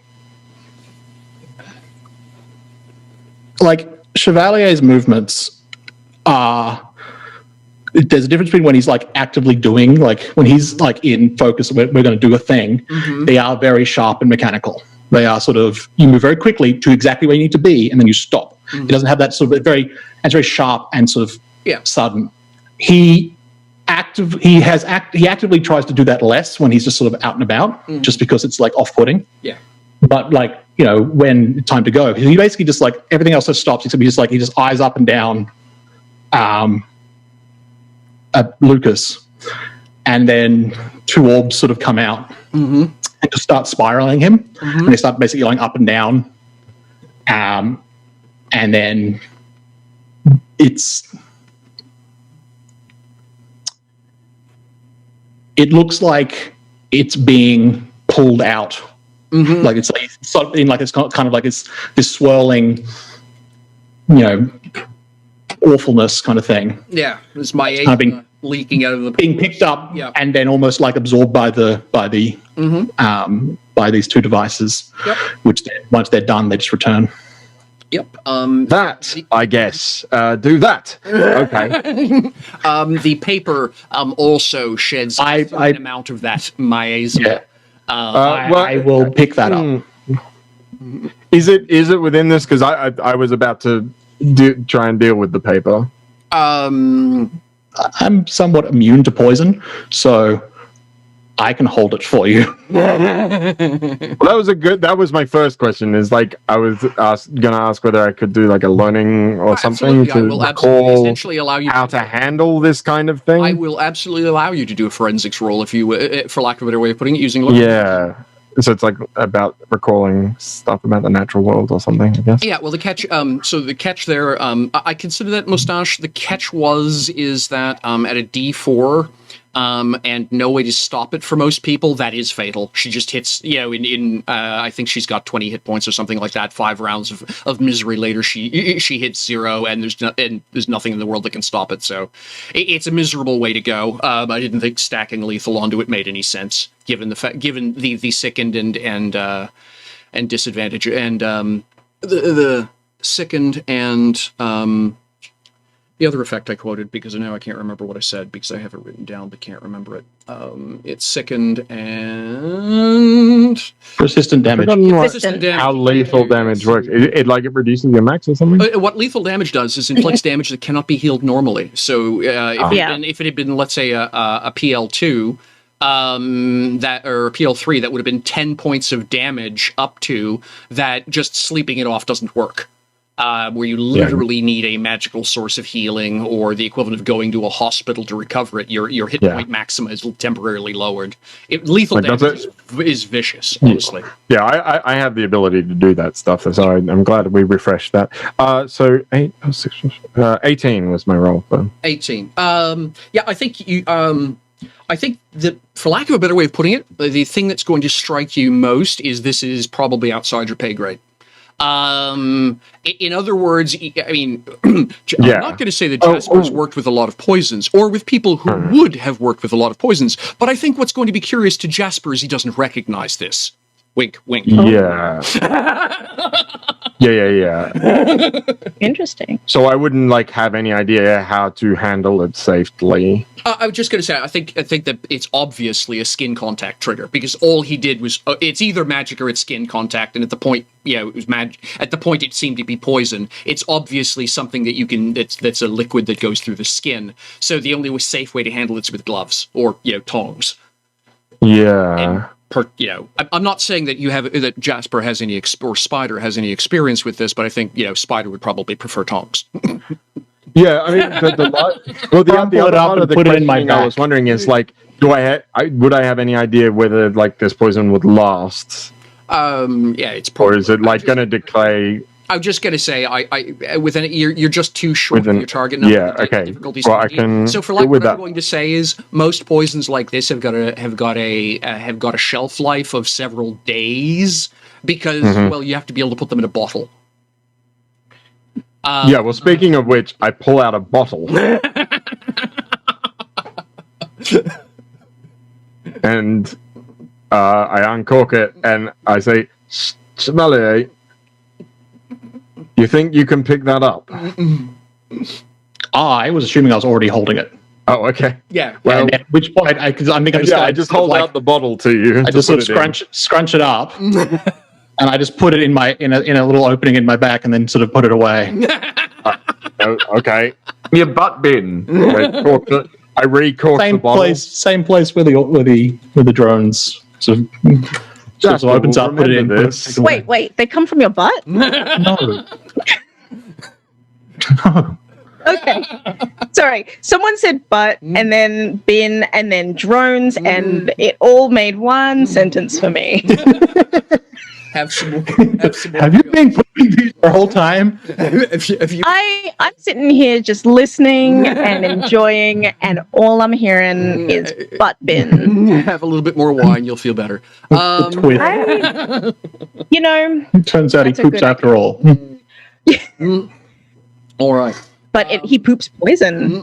Anyway. So, armed with this new knowledge, Ramiki comes out of the tent, almost as you guys are sort of cleaning up and pretending nothing happened. Ramiki comes out of the tent dressed in her earlier, not quite adventurer clothing. Looking much less like a diva. In fact, the only obvious diva in the group right now would be Alexandre. I take off my like nondescript cloak and I like hold it out to Alexandre. We need a real disguise this time, not just a distraction.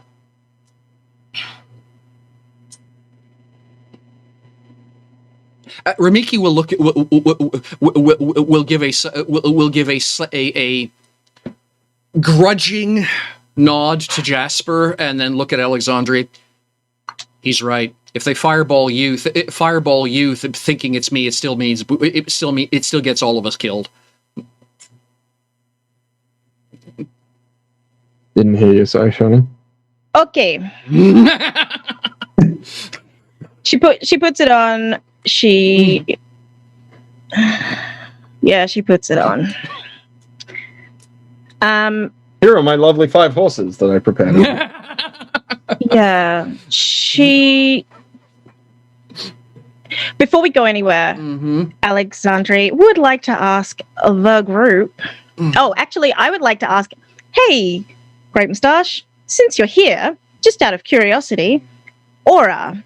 If I surround a willing target in an aura, what happens if I try to just surround all of us? If I'm in the center and I try to surround all of us with an aura, like End on the level of the aura affects the range. Yep. Power level 4 is a 5-foot radius. Power level 6 is a 10-foot radius. You surround a willing target in an aura that hurts foes or helps allies. You pick a boon or a bane of half the level of the aura. Yep. Maximum power level. Yeah. Or okay. aura would go out from me, so it would hit everyone, not just. Okay, so because what I was thinking is I would just cast aura and then all creature. Okay, boon. If the target's a boon, then the target is also affected by it. The target and all allies who end their turn in the area of the aura are automatically gain the boon. Yeah. So if you were going to do something like +2 guard, for example, then as long as and you were able to cast it at power level 6, then everyone who ends their turn within 10 feet of you gets guard +2. If you're outside that turn, then they don't get the benefit of the boon. That's kind of what I was thinking of, but more forced move. Mm-hmm. Oh yeah. Okay. Cool. So if I could make that happen, yeah, absolutely. Movement buff, if you will, is perfectly fine. What power level do you have? I have on aura power level 4, and forced move is power level 2. All right, that works. So it's going to be a 5-foot radius, which means the only way it really works is basically as if you all double, because you're basically going to have to ride side by side. If you're going to take the horses, right? Because the horses are big. Right, and so trying to get 6 people on 6 horses into a 5-foot radius is not going to work, even in formation riding. That's just not a thing. So yeah, the only way that would work is if you either go on foot or double up. For the 3 horses that I prepared earlier. Yep. Are you okay, Lucas? What happened to Lucas? Lightheaded. Are you lightheaded? Okay. Nothing. You don't need to worry. Just something I ate. You were eating now? No, earlier. So Ramiki's going to roll her eyes. I'm sure she was cute. Can we get moving? Okay. Oh, yeah. I think Lucas blushes at Loaded that. the natural 20, y'all.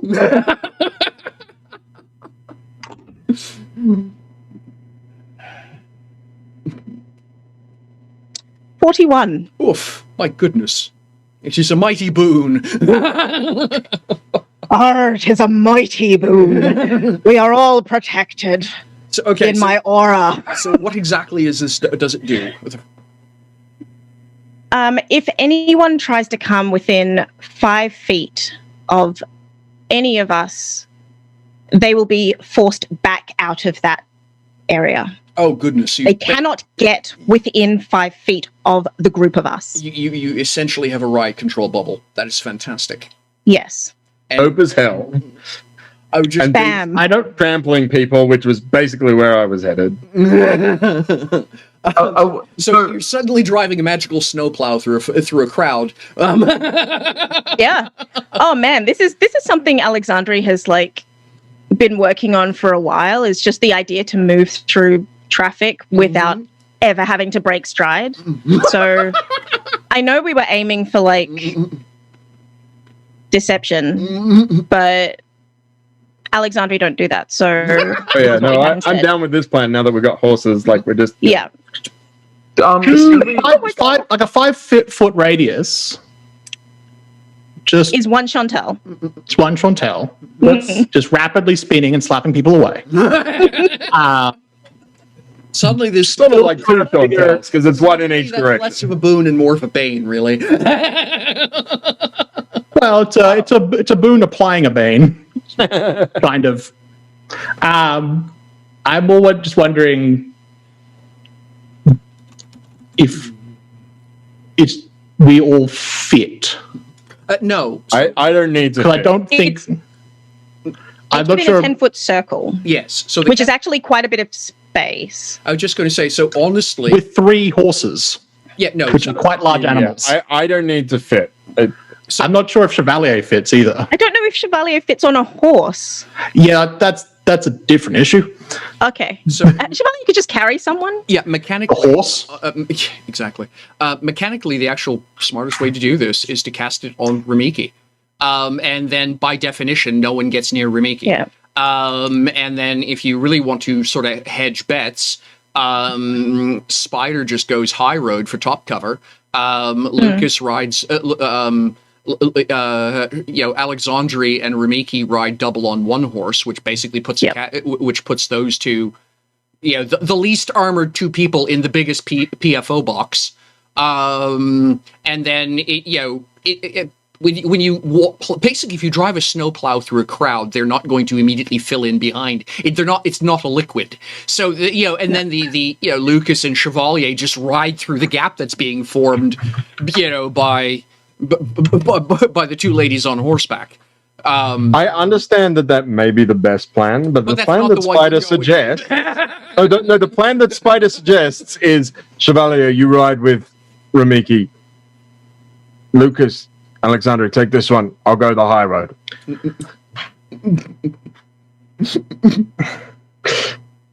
And darts off. I'm just going to say, Ramiki is going to look at Chevalier, and I think Alexandria is going to see 13-year-old Alexandria giving him a death glare. We have 3 horses. We have 3 horses, right? Yes, there are 3 horses. Okay, Alexandri, you know how to ride. Do you? Yes. Okay, good. But you had some basic training. All right. Excuse me? No, I said I thought you had some basic training. That was not intended as a sly, although you took it. Hurry up! All right, you take that horse. I'll take this one, this lovely chestnut. And let's just go, please. Yes. Leaving. Where are we going? Are we just going back to... Are we taking her to a pub? Because that seems odd. That seems like a bad choice. Just going back to the pub we came from? That's a poor choice. Ramiki says, who asks this question? Is that Alexandri? Sorry, I Alexandra thought was like, we... yes, where are we going? I forgot that I'd worked that bit out in my head and didn't say it out loud. So, I'm just gonna say, so everyone sees Jasper heading off that way, and I love it. watching him going. We work. Jasper and I were the ones figuring out the route, so we can. Yeah. I love the fact that we go, not knowing where we're going, but just trust that Jasper will give us indicators as little things to say, turn something. I actually kind of like that idea. Something will happen. Scuttling ahead of them and like a cart will get in the way at the right point that we have to, okay, go on this way. Two people walk out holding a glass pane and we're like, okay, going around that one. All Jasper's organization. So before this degrades into a Bugs Bunny cartoon, I'm just going to say Ramiki will look over at Alexandria and say, absolutely not. We're not going back to the same place you picked me up. That'd be stupid. Yes. No. Hang on a second. Michelle's going to get the map.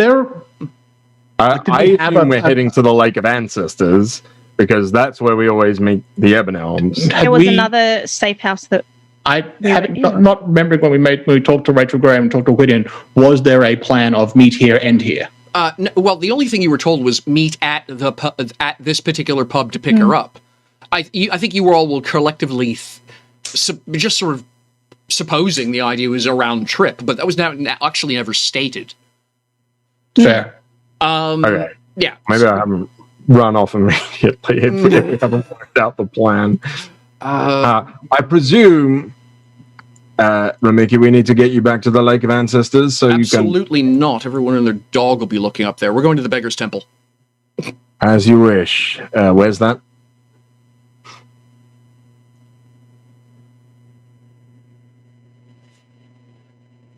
We'll find it. You're not from around here. Saints Row, that way. Just before you get to Saints Row is a rise. It's very obvious. The temples all glow. Just before you get to the rise, there's a side street. You duck onto that side street. There's a donut-shaped building. That's the Beggar's Temple. We're going there. Did you say something, Drew? You sort of cut in halfway through. Oh, no. I literally just said, while everyone was not doing anything, I was like, we just go. Yeah. All right. Oh, we have a location. Mm-hmm. If possible, I want to try and lead them away from lots of people. So, Mm-hmm. I know that we have the order of knock people away, but ideally we don't do that. Well, yes, because you start putting people through windows because they looked at a horse, then things get a little awkward. Yeah. Hi there. I realize that the first couple of corners are going to be rough. I mean, also Alexandria's driving, so it's where Ramiki points is where she goes. Yeah. So I was just going to say, so is Ramiki on horse with V as recommended or not? You folks are the players. You tell me how this works. Sure. Yeah, why not? I think that's a good idea. Lucas told Alexandria to get on a horse with Ramiki, so I assume that's what happened. Okay. Oh, did I? But I was just going to say, yeah, Lucas suggested... Yeah, I thought just we would... Alexandria and Ramiki were on the same horse. Yes, but Jasper suggested something different, so what I know, but I didn't hear that. I'm sorry. Yeah, no, Jasper straight up said, right, Chevalier, I know that's the ideal plan, Michelle, but what Jasper actually says is Ramiki and Chevalier on that horse, Lucas and Alexandria on that horse, and I'm taking the high ground. I would like to note that Alexandria has listened to Spider once, and that has not changed. Listen, if you don't want a large person in armor covering your body, that's up to you. I have magic. I have magic and my belief in the song. I'm not amazingly confident in Chevalier's ability to ride a horse. Yeah. Let alone fit on one. I just need to find some big old horses. He's not as heavy as he looks, but he ain't light. And top heavy. I mean, that's the catch to and top heavy. Most of that weight is in his shoulders. Yeah. I don't know if two people would work.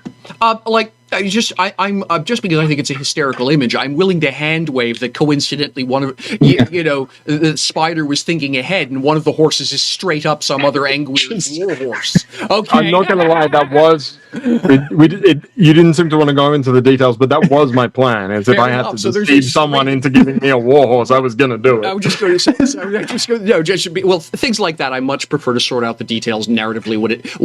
And you know exactly which Angwi's war horse it was going to be, too. So there's a very crazy Lancium wandering around right now.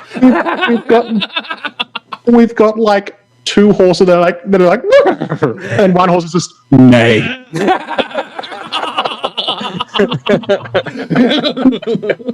Nay, motherfucker.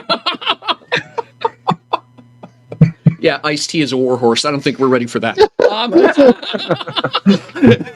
Aren't we though? So yeah, Horses normally have defined pectorials. I'm totally okay with the idea, like I say, of there being like I say, Jasper having been Jasper, or specifically Spider having been Spider, and yes, one of those horses is a conveniently Chevalier-sized war horse. I just think it's going to be hysterically funny that the probable outcome is that I think she's actually a better horse rider than Chevalier is, which is going to result in this scene of Chevalier hanging on for dear life while she attempts to make his life absolutely miserable by riding this war horse as fast as she can through a city street because she's cranky with Chevalier for the dressing down she got earlier. Wait,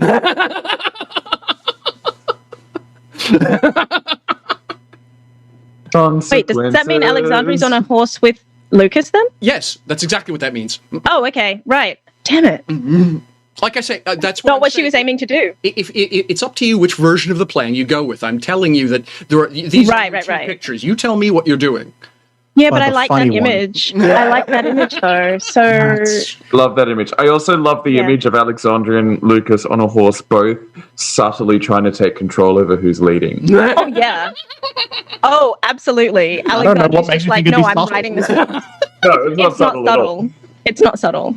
No. It's not. She takes the reins. And then he There's no takes them subtlety. Yeah. Lucas knows that Lucas knows that you control a horse through the legs. I'm just going to say yes. So what you see is then Alexandria control it. pulling the horse one way and him steering with his knees the other way, and the horse sort of doing this in-place pirouette. Lucas knows how to steer a horse with a sword in one arm and a shield in the other. This is not the time to be stupid.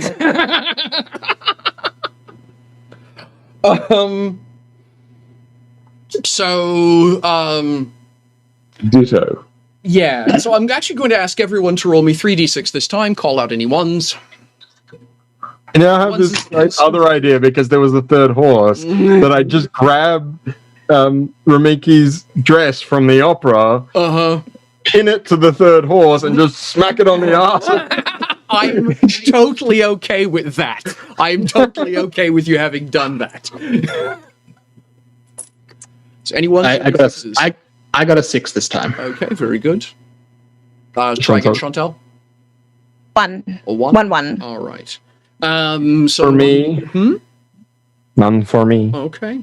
So the 1 and the 6 cancel each other out. For lack of a better way of putting it, nothing has gotten terribly much better or terribly much worse.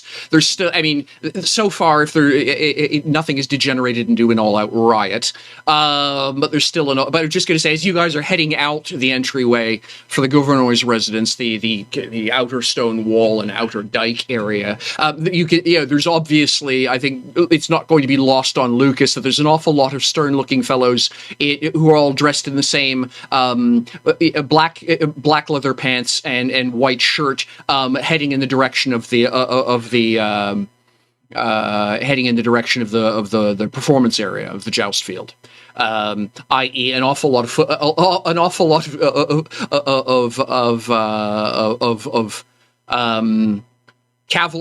off-duty cavalrymen and basically in their quote street clothes, heading in the direction of the joust field.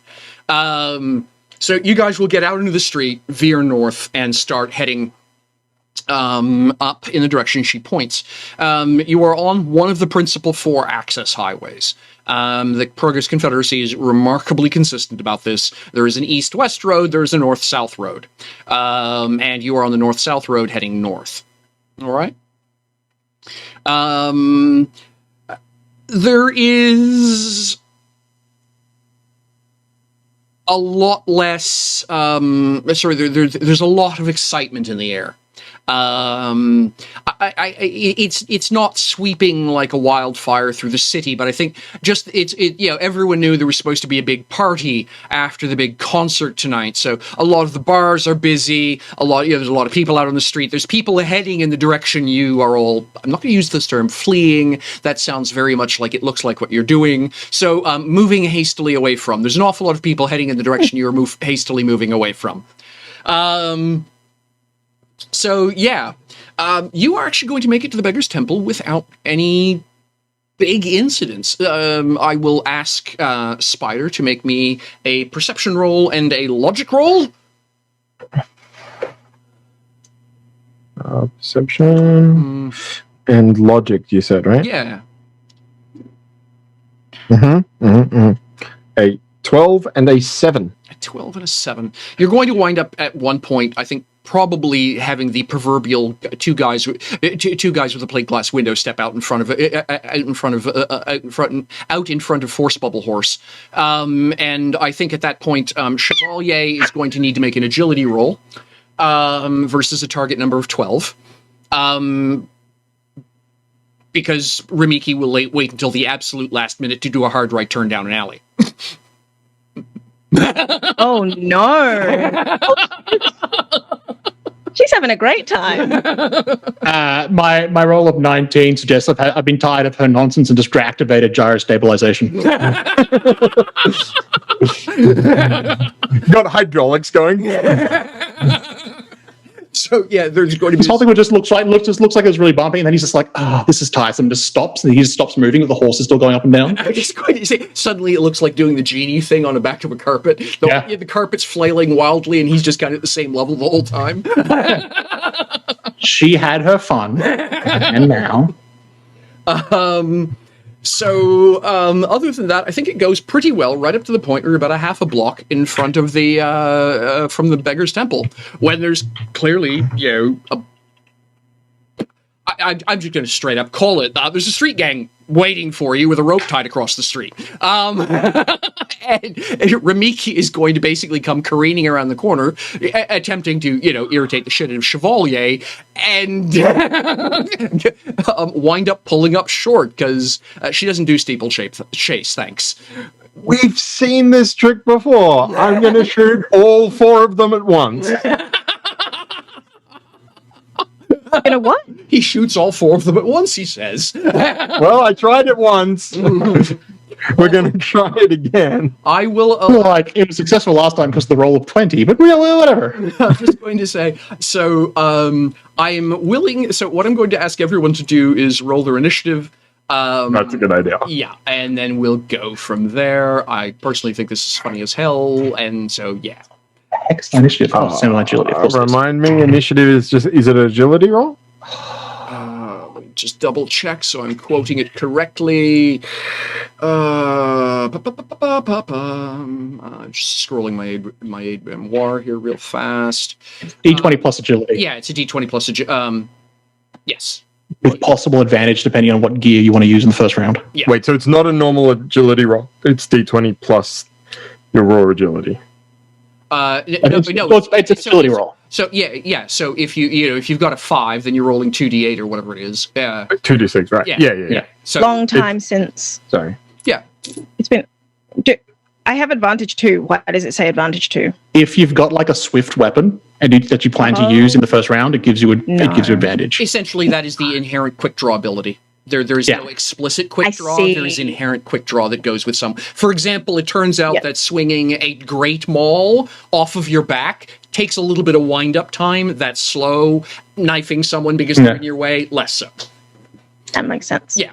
So just wanted to say that maybe I think that is the best initiative roll I've done. Okay. Apparently, I was ready. I'm just going to say, okay, we haven't gotten jumped yet. This is going too well. It's going to happen now.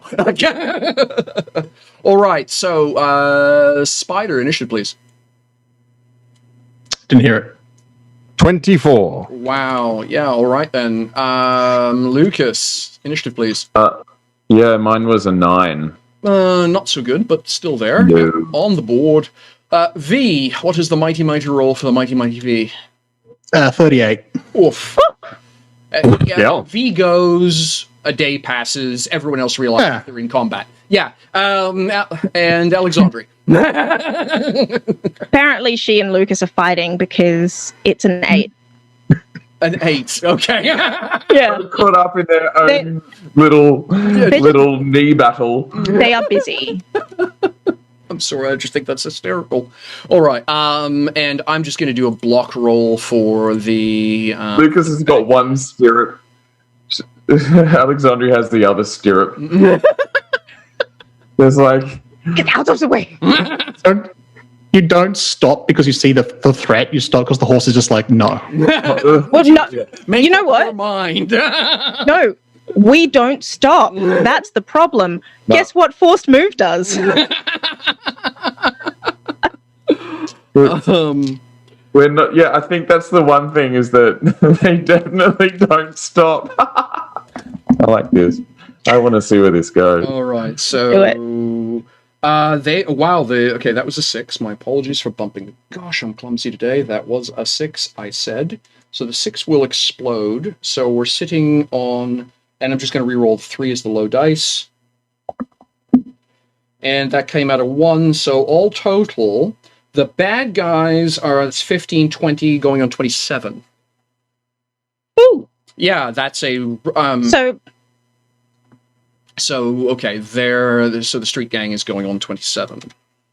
So what you are dealing with is 5 pretty rough and tumble looking thugs, and then one chap who's kind of in the back, literally with the equivalent of a cigarette hanging out of his mouth, saying, "About time you lot got here. Kill 'em, boys." And that's sort of the...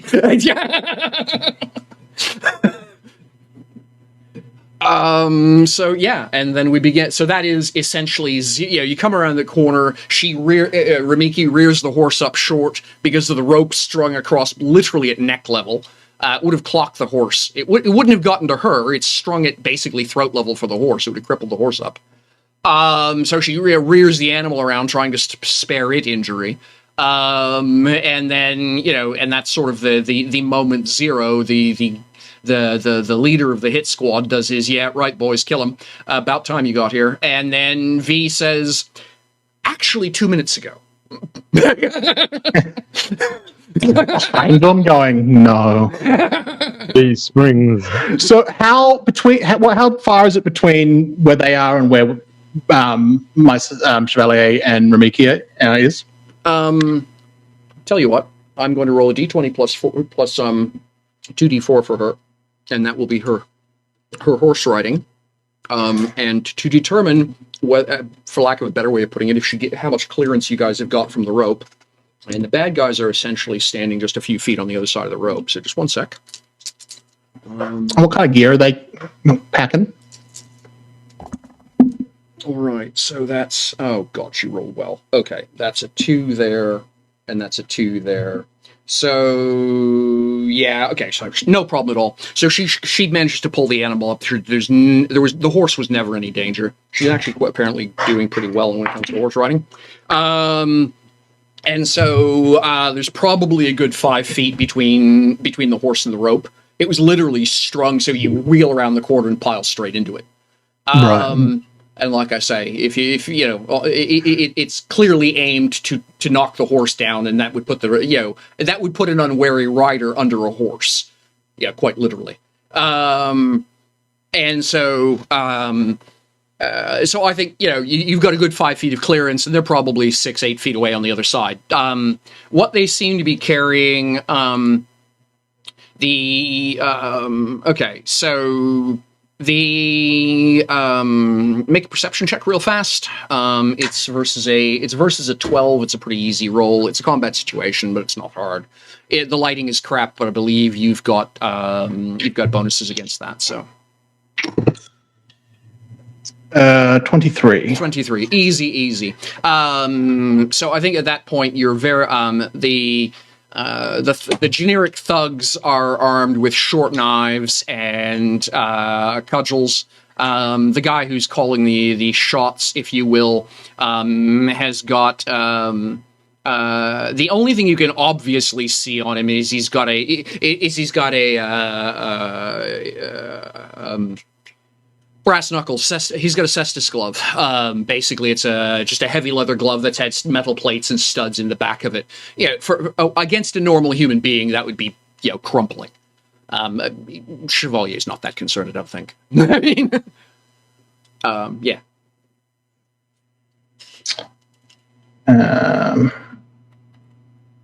Just reminding myself how certain things work. Yeah, that's what I'm doing too. It's been a while since we've done a fight, so yeah. Last fight we had would have been, the tournament. Cool. Mm-hmm. Yeah. Yeah. So we come around this corner, and then Ramiki quite expertly is able to pull the horse up, but while she's doing that, Chevalier kind of just gets off the horse in one motion. Except as a machine, he said his top half for the whole time is facing these thugs and eyeballing them, while his legs swing out from under him, land on the ground, and start walking forward. So it's just entirely a lower half motion. The top half is just we're literally moving like a battle. Yeah, it just spins and lands, and he starts walking. Because that's not unsettling at all. How close is Alexandre and Lucas to? They will arrive here in just a few. They're just about to come charging around the corner into the rope and the stopped horse. Because Ramiki would have had to literally turn the horse sideways to pull it up in time to avoid so literally the next pair are coming around charging, because Ramiki's been riding like a madwoman trying to irritate the crap out of Chevalier. So in a moment, Lucas and Alexandre are going to get to split a die roll over avoiding running headlong into Ramiki. So you two figure out who's rolling the D20 and who's rolling the skill dice. So sort that out in chat between the two of you. He sort of Chevalier. He takes a couple of steps because they're not that far. There's not that far, and he's at this group, and he's just sort of. This might not mean much to you, but it's been a long night, and I could do without breaking a couple of you. So, if you don't mind, and while I'm saying that, I'm going to try and put a couple of protective orbs on both Ramiki and Alexandre. Sure. Okay. Go ahead and make a roll. Protect them from physical harm. So I believe is with disadvantage. Multi-targeting. So the disadvantage is 3 times the number of targets. No, that's for magic cubes. Okay. Yeah, this is just melee attacks. It's just the number of targets. It's number of people. Okay, got it. Yeah. So we actually didn't do too badly. All right. Let me just melee. Yes. It's okay. Yeah. Ranged attacks. It's the number of targets. Yeah. Okay. So that's 22, which was over my target. All right. So what does it do exactly? So it's more of these are slightly smaller than more of a cluster of these orbs.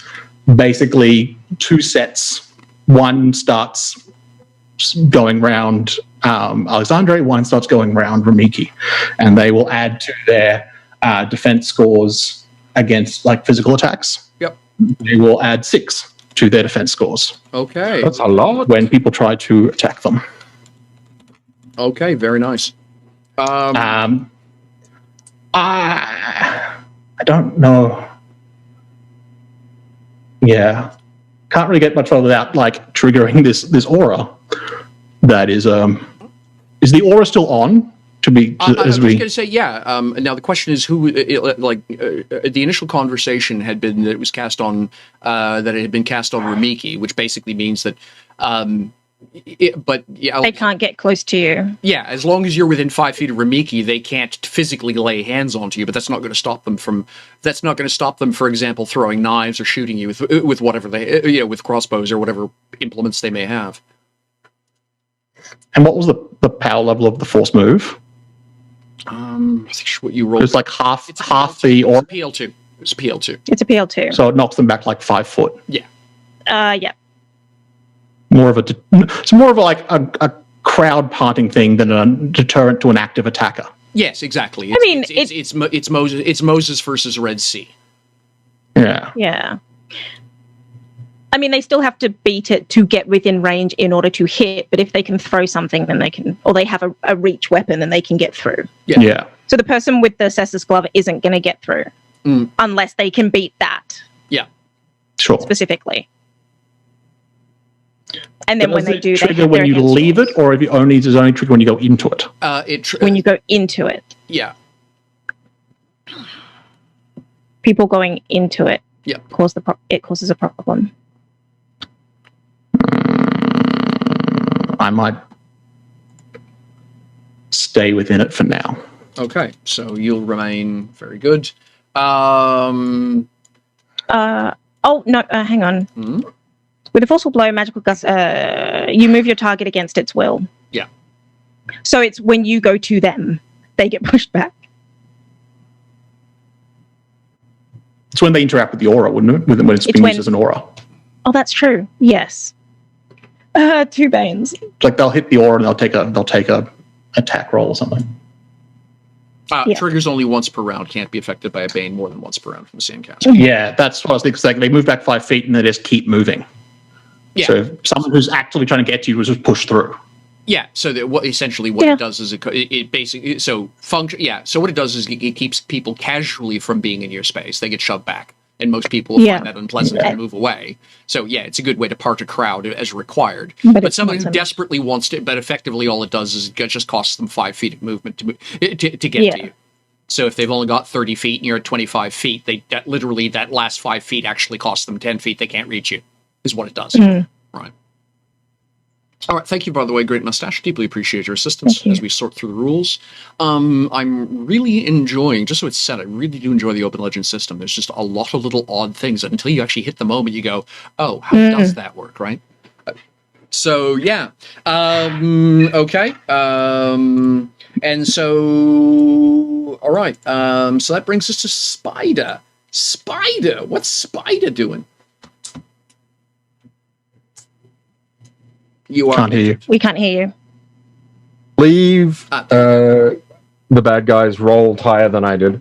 Yes, sorry, they did. Yes, they rolled a 27. My apologies. I forgot to. I'm just going to put them. Let me tack this in here. Same team, but no, exactly. Yeah, well, it's just it. Yeah. Street Gang.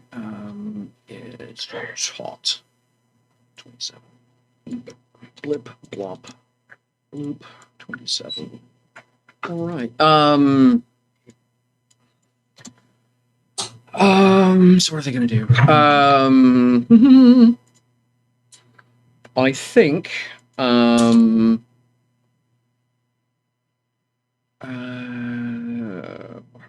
hell. I think they're just going to straight up rush. They've got 30 feet of movement. I think 2 of them are going to be so damn surprised by the actual...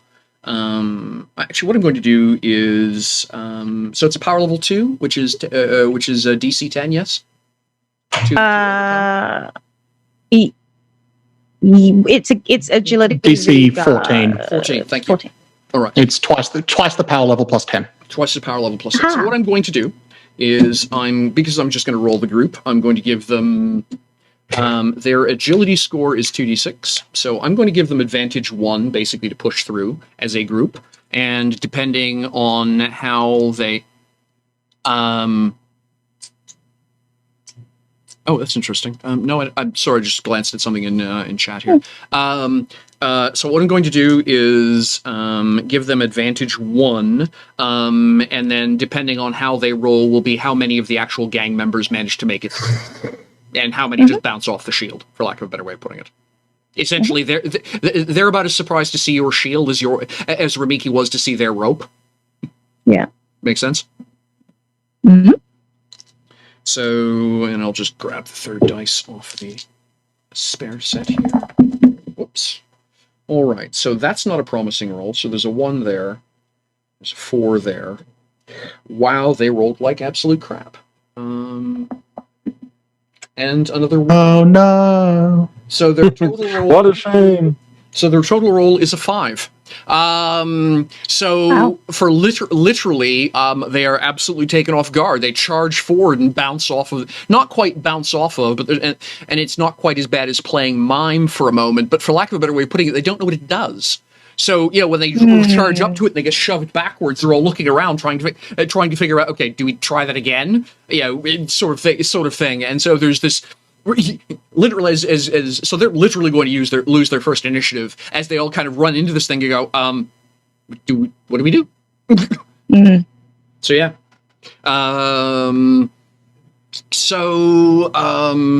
because that roll was absolute crap, and I'm quite content to say that no, that just didn't work for them. Which brings us to Spider. I think Spider had something to say to them. Yeah, choices now are relevant, though. How many of them are there total? There are 5 thugs and their leader. So 6. That's a lot. I can't hit them all. Mm-hmm. Are they aware of my presence, given that I'm up on the rooftop? I tell you what, we'll do the exact same thing. You go ahead and roll your sneakiness, and I will roll their. Yep. I'm going to roll 2 different perceptions, one for the gaggle and one for the gang leader. Yep, that's fair. Because he's slightly better at this than they are. So, 18 is the target. All right, 18 is the target. So so I'll roll the gang leader first. He's got a D10 for his perception. Mm-hmm. Let's see how this goes. So that's a 10. And that's a 15. So he's at a 23 before I open end. Mm-hmm. So the gang so he can see me. The gang leader sees you for sure. So I'm actually going to give them advantage on their roll as he shouts away. Yeah, sure.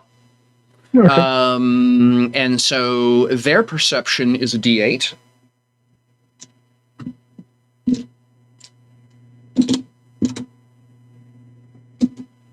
And I'll give them advantage 1 because they've been warned.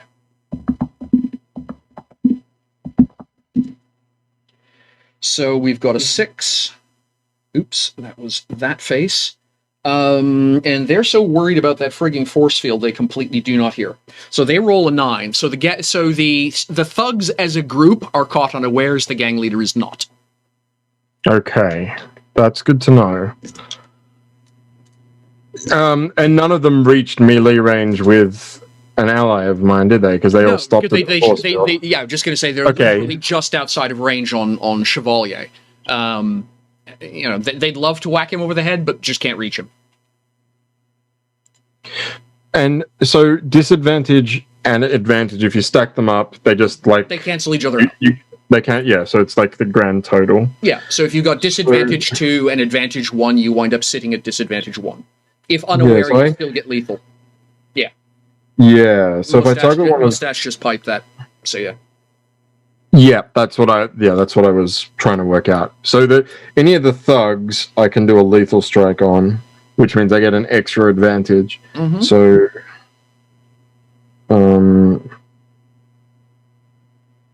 but which would give me advantage 2, but as soon as I pick up 2 targets, I get disadvantage 2, so I'd be rolling straight. Yeah.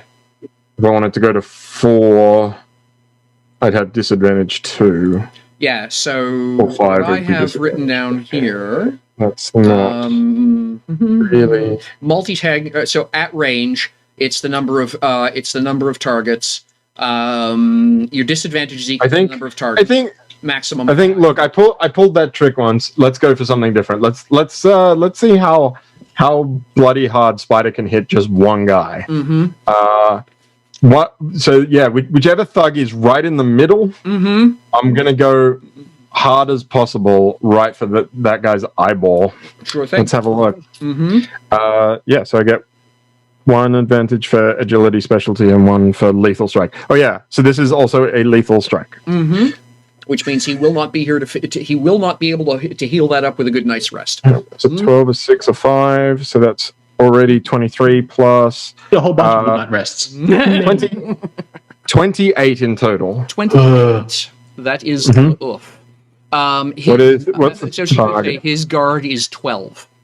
Okay, so is he dead? Because if he's not, then I get to also apply a bane. All right, so let's see here. So you 28 minus 12 is 16. He has 2 hit points left. Okay, so I'm going to apply persistent. I'm going to apply persistent damage.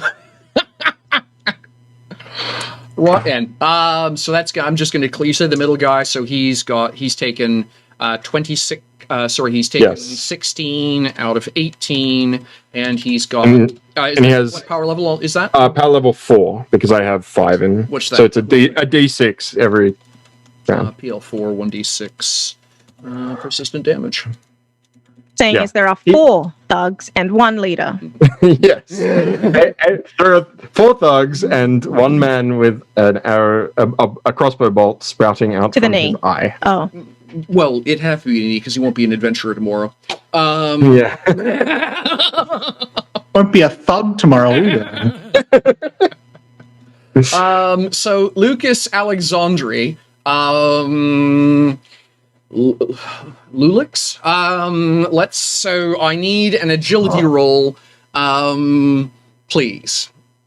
As you come careening around the corner to the awkward sight of someone doing this in the middle of a street, behind a horse doing that in the middle of the street, behind a chevalier doing this in the middle of the street, behind a whole bunch of guys going in the middle of a street. Oh, and there's a rope. Yeah. Okay. So with this one, we're splitting it. So Alexander is going to take the D20, and Lucas, because his profession is a soldier, and anything to do with like being a soldier. Yep, horse riding. Horse riding, get advantage 1. Yeah. So it's an agility check. So you will roll so you roll that with advantage 1. I'm totally okay with that. I think it's a bright way to do it. sweet. It's like need to use my perks Roll a more. 17. Oh, that's good. That's good. And a 6. Did it Which explode? Explodes. Shit. Nice. We had to ride across most of the city, but you managed to work out how to ride a horse together. And isn't that the most important thing? Okay, I got a 1, but then The I got real a treasure was the 7. horses we rode along the way. I'm sorry, what was that, Lucas? 24 altogether. 24. That is literally double the target number. So what's going to happen, I'm going to just straight up give you guys essentially the steeplechase effect. So what is going to wind up happening is that Spider, because of course he's going to get to see this from the vantage of the rooftop, watches these two come careening around the corner on horseback. Ramiki look over at the nose of a horse going, this is bad, and then watch these two go clean steeplechase over the top of over the horse, over the rope, and land on the other side in the middle of the bad guys. Yes.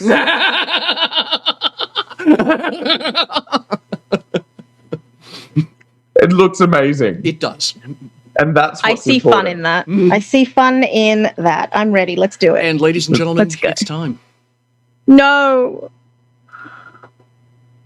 Now, we did start off a half hour late. Do you guys want to go for another half hour? But technically, we're supposed to wrap up at top of the hour.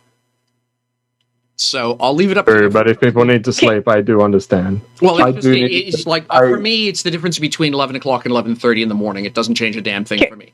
Could we fin- could- I hate to could be we- that guy, but I do need to get That's up. very reasonable. I just wanted to finish the round so that we're starting at the top of a round. That's a good idea. I'm totally Is okay that with possible? Can we, Yeah, no, like, for sure. So you guys, it's not, that's not a, Yeah, no. So you guys come zooming around the corner. Lucas actually technically goes on a 9. So Lucas, you're in a horse in the middle of a bunch of people, including the poor sap clutching his throat because of an arrow. So Lucas, do something. Great. Assessing the situation. Okay, so there's a guy doing this. There's a guy doing that. There's a guy Yeah. doing this. There's a guy. There's Ramiki going like this now. Great. She's behind. Cool. Can I identify the guy, the ringleader? Perception check. I think it's just a straight D20. I wish it wasn't. Perception. Yep. That's a 16 on the die. Yeah, for sure. He's the guy standing over there going, "Get him, boys! What the fuck?" Can I get to it? Like I just, yeah.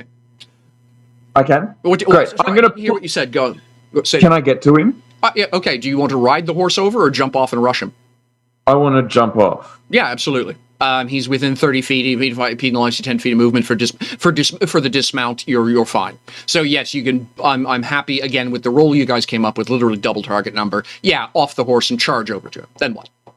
Okay, I'm going to need your help here, Michelle. To I essentially want to take him hostage in a way. Like I want to get this sword all up in his grill, hold him in a lock in a way to, and pretty much stop the fight by taking him. Yeah, okay. So what you'll have to do is going to be essentially, because you're not trying to actually hit him with a weapon, I think it's essentially going to be an opposed might roll.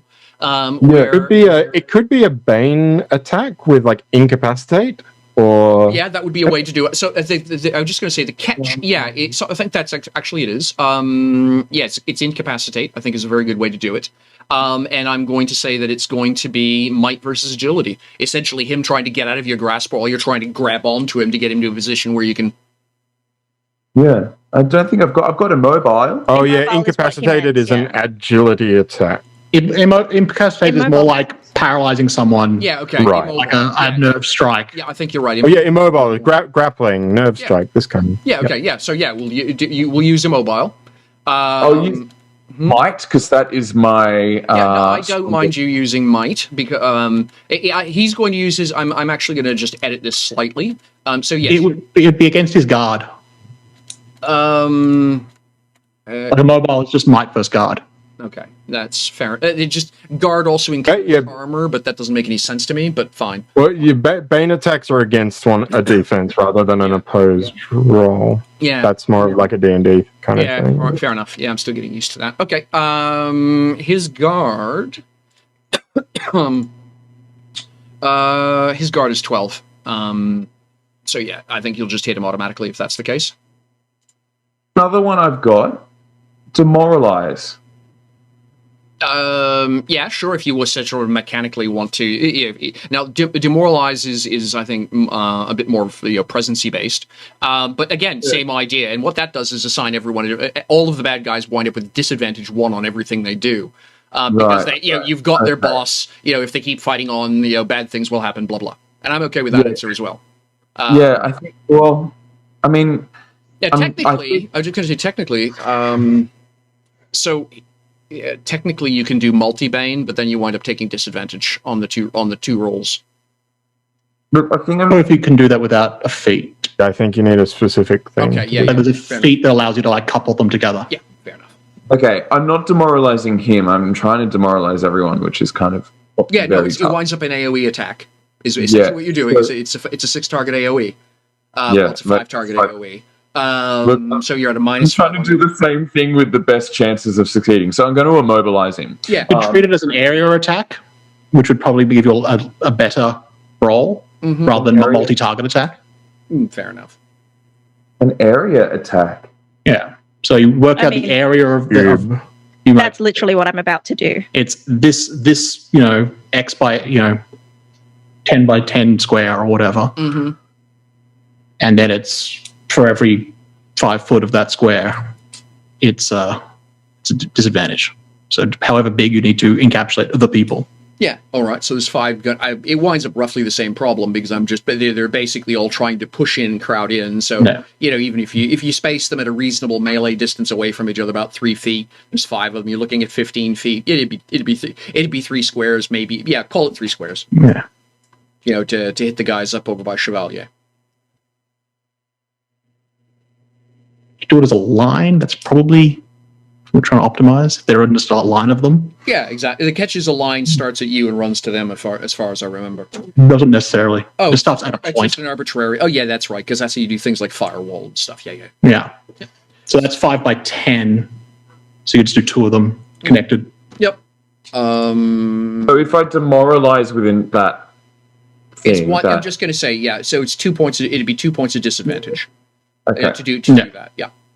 Okay, I think that's closer to what I'm intending to do. I think that's the intent. So how I do that, I'm going to use might. It's against their resolve. Against resolve. Yep. Because essentially I'm trying to get this guy into a headlock, maybe even to a compromising position with my sword, where it's just like, I'm just being fucking ace. That's the idea. Yep. Sure. So I'm toying with. I was just going to say, so their resolve is a 14. So you've got disadvantage 2, and you're trying to beat a 14. Okay. Pick him up and tell him he can't go on stage. Yeah. Yeah, that goes. Okay, so help me out with this. So it's 2d6 that I roll for might. I'm adding another 2d6 in disadvantage. Yep. Right. Was it- Yeah, and you take the 2 The lowest. lowest.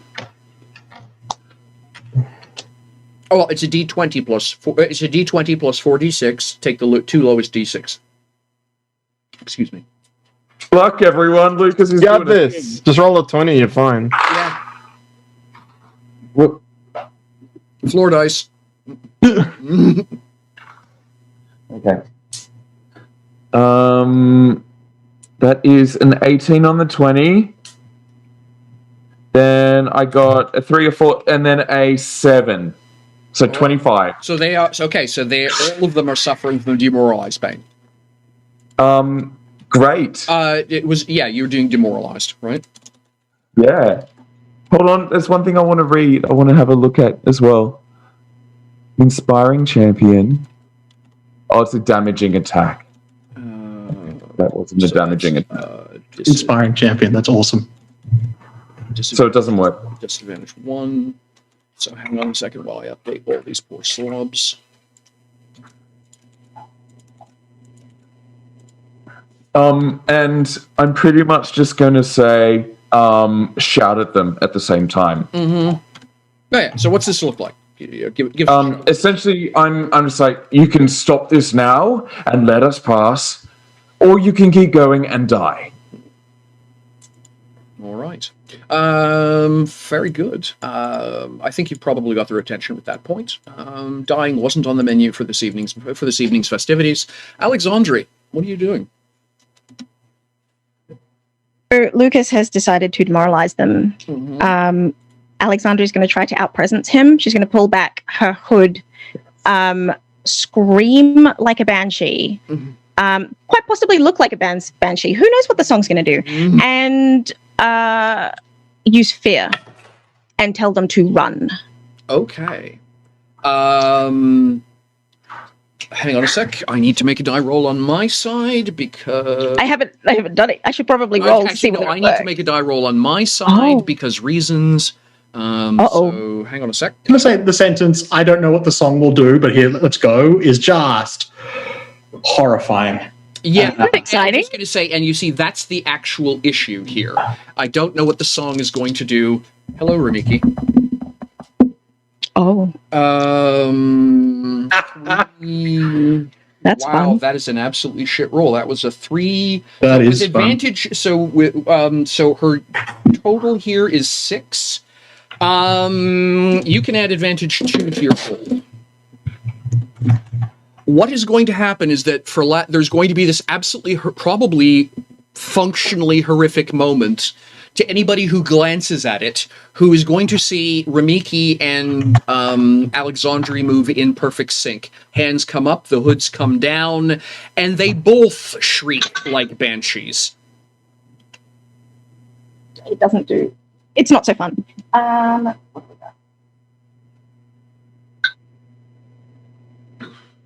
18.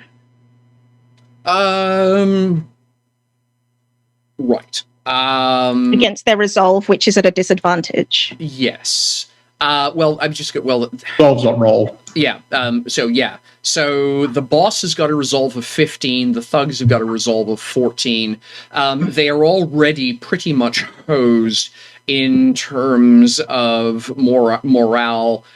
So even if I just assign them an arbitrary -2, that just means they fail more. So yes, on their initiative. So hang on a second while I write that down. So fear, and what is the fear effect you want that you are imposing? Run away. Okay. It's a fear bane, which is just get Fear away. bane, yeah. Which they have to run on their turn. They must run. Yeah. Must run away.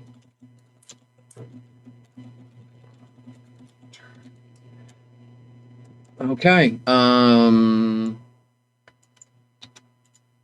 Yeah, dying was definitely not on the menu this evening. They checked the menu just a moment ago. They saw nothing about dying having been mentioned. Money, cheap booze, really pretty playmates later on. That was on the menu. Dying, not on the menu. You certainly have the retention. So yeah. So,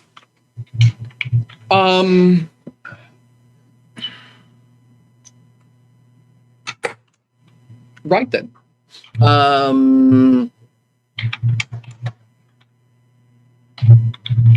I think at this point the GM is going to be a brat and going to avail a legend point to have someone move out of initiative order.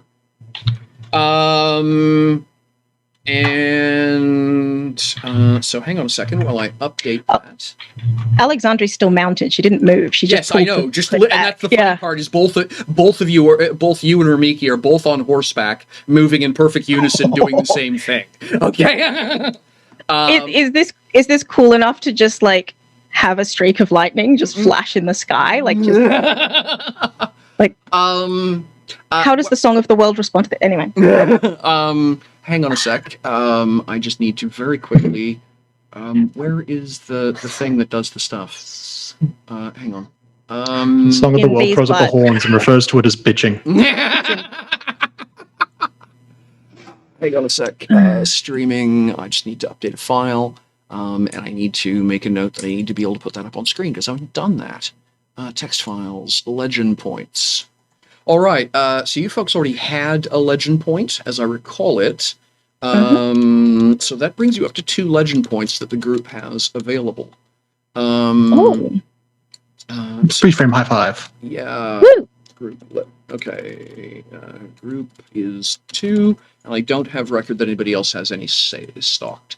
So, and that's going to be very relevant because I will ask the one person that has the opportunity to see this begin to happen is Spider. Yeah, what have I got to do? Just a perception check. Hang on while I roll the nasty buggers. Advocate for myself receiving a legend point in this moment. For Zealous. Zealous. For Zealous. Because she is actively not only revealing the song, but like, hey, this is great, sing with me. I like it. Yeah, I'll go with that. I'm happy to go with that. Which is a flaw, so something bad can absolutely happen from this. Oh, absolutely, and that's she's essentially like the whole city now knows where she is essentially. But Icon, the GM will remember this. Yeah. Well, actually, that's the funny point. So yes, no, absolutely, you do qualify. Funny, haha. Funny as in. Hang on a sec while I roll this guy's deception, which is D20 plus 1D10. Because he's not very good, but he's really good at throwing things.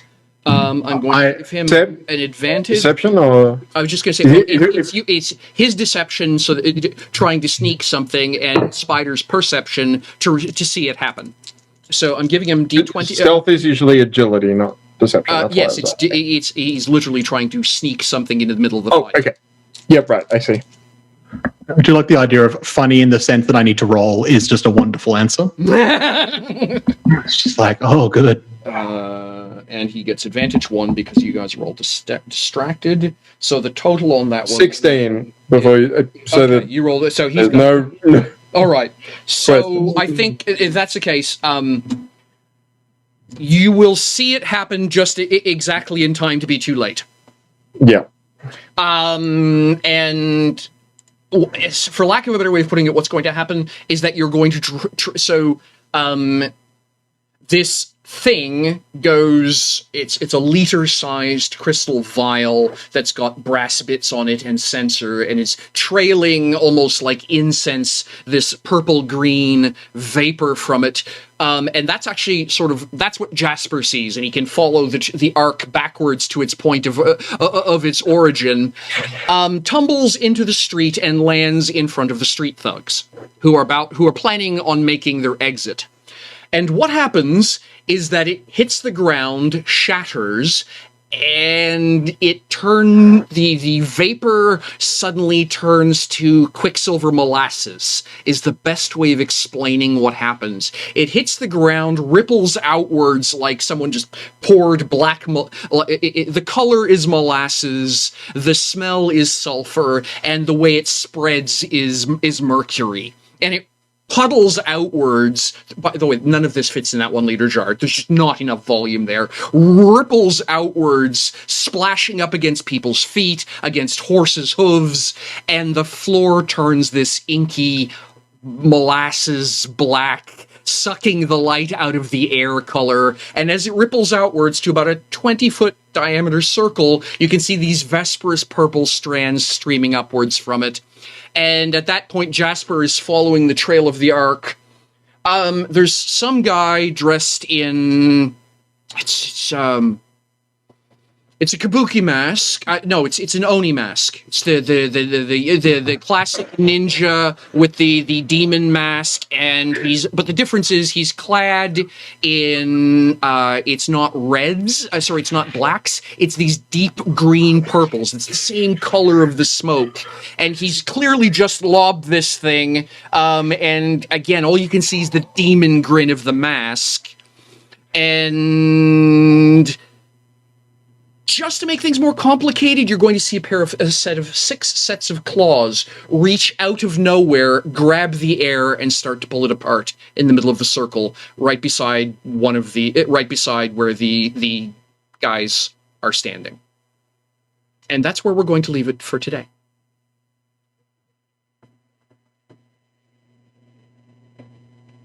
What the fuck?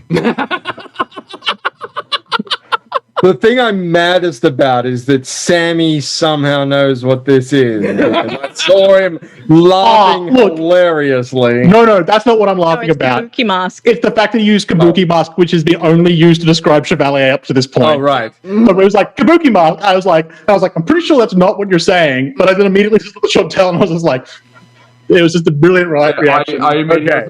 It's another Chevalier. Yeah. It's a There's a moment like, there's another so it's an Praetorian. Oni mask. But it was like, Oni mask. I was like, no. Okay. I thought this might be a character out of backstory, but all right. Yeah, No.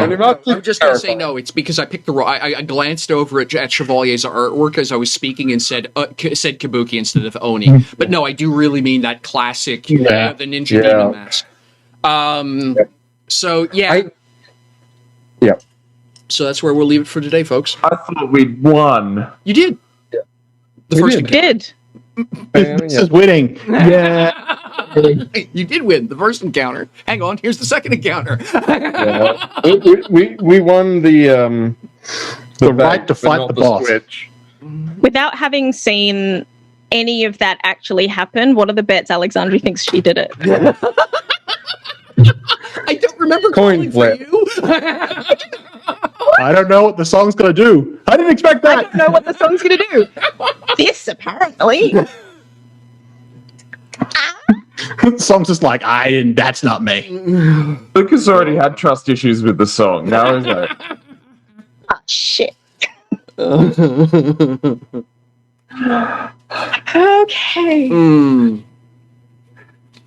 all right. Oh, thanks, Michelle.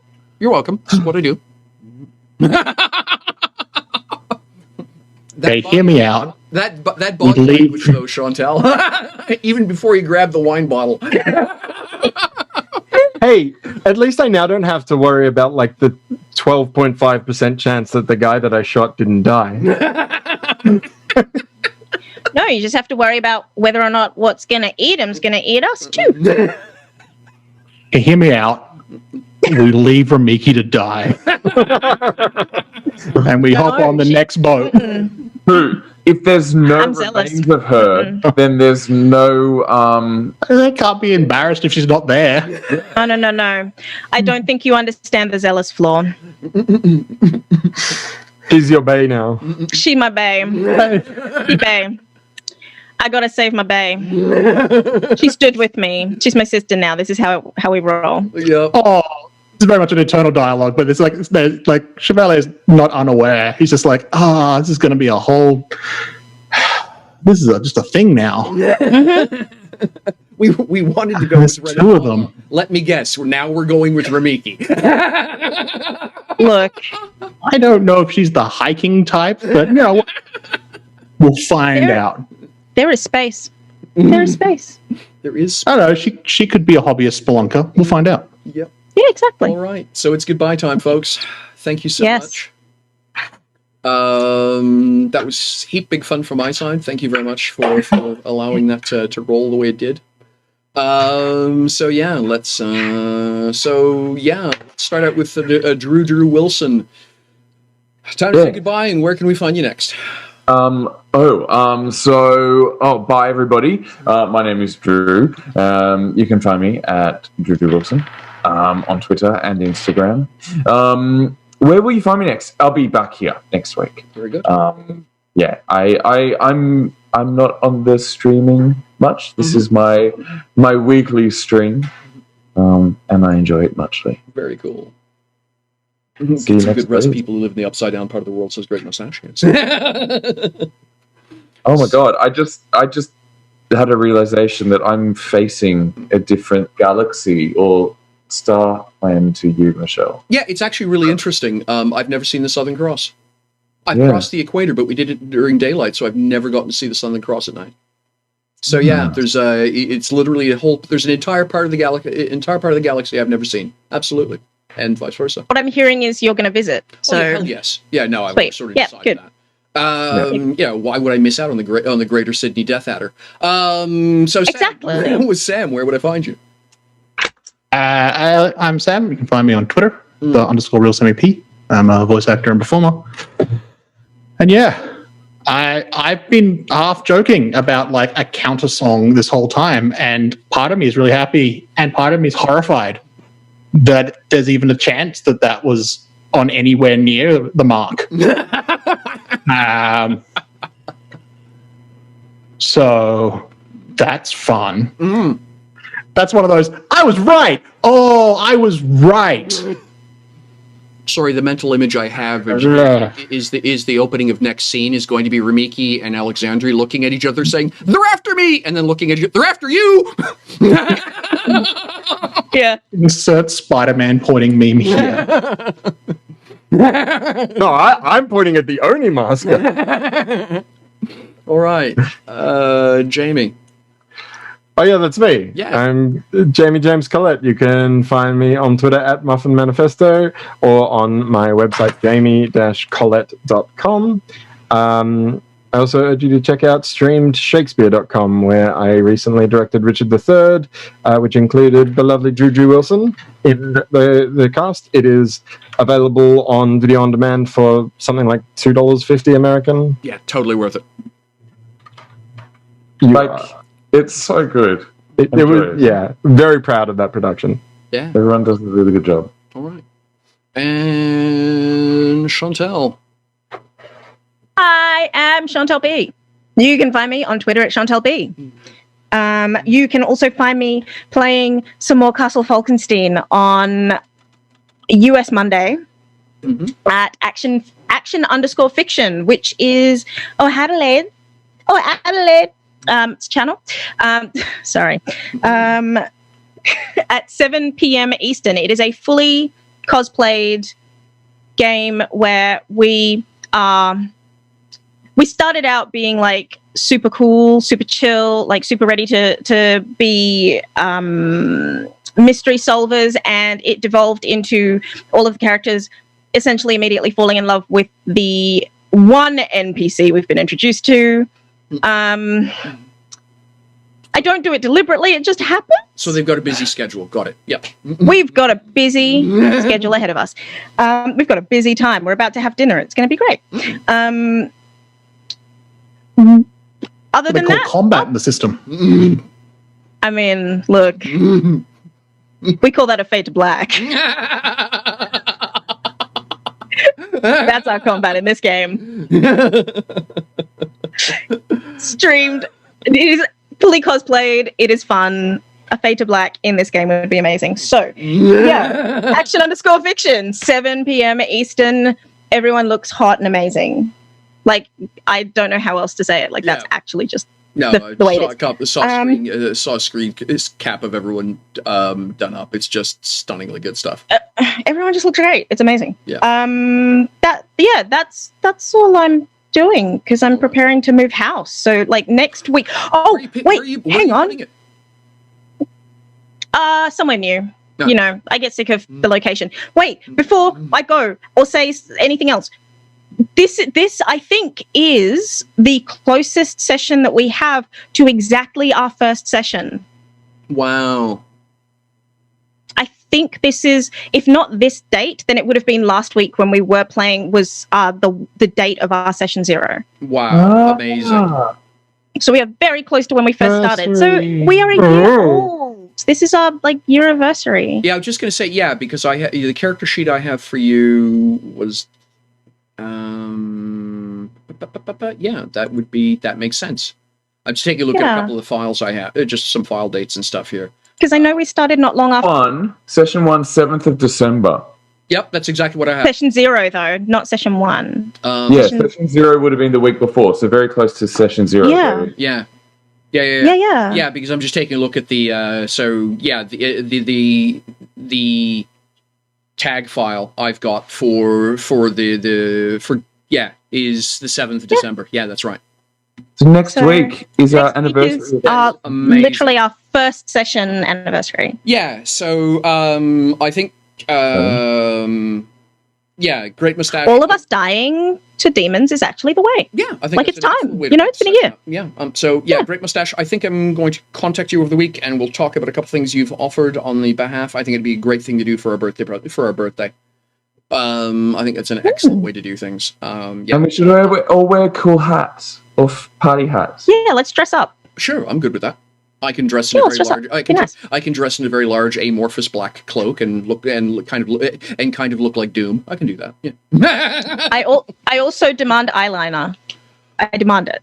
But the catch is I have to put for eyeliner to look good on a guy. You have to put it on the night before and then have a nap. And I'm okay with that. It's more planning. Proper guy liner requires a nap. The challenge stands. Not wrong. Fair enough. No. Yeah. Spent a lot of time in golf clubs, so I know exactly how to do good guy liner. Alrighty, folks. Who are you, Michelle? Okay, sorry, I just saw that hysterical. Meanwhile, in Australia. Oh. Yes, caution, Australia. I see a regular picture of a road. Not accurate. There's no drop bears. Yeah, no drop bears. Yeah, no drop bears are Canadian.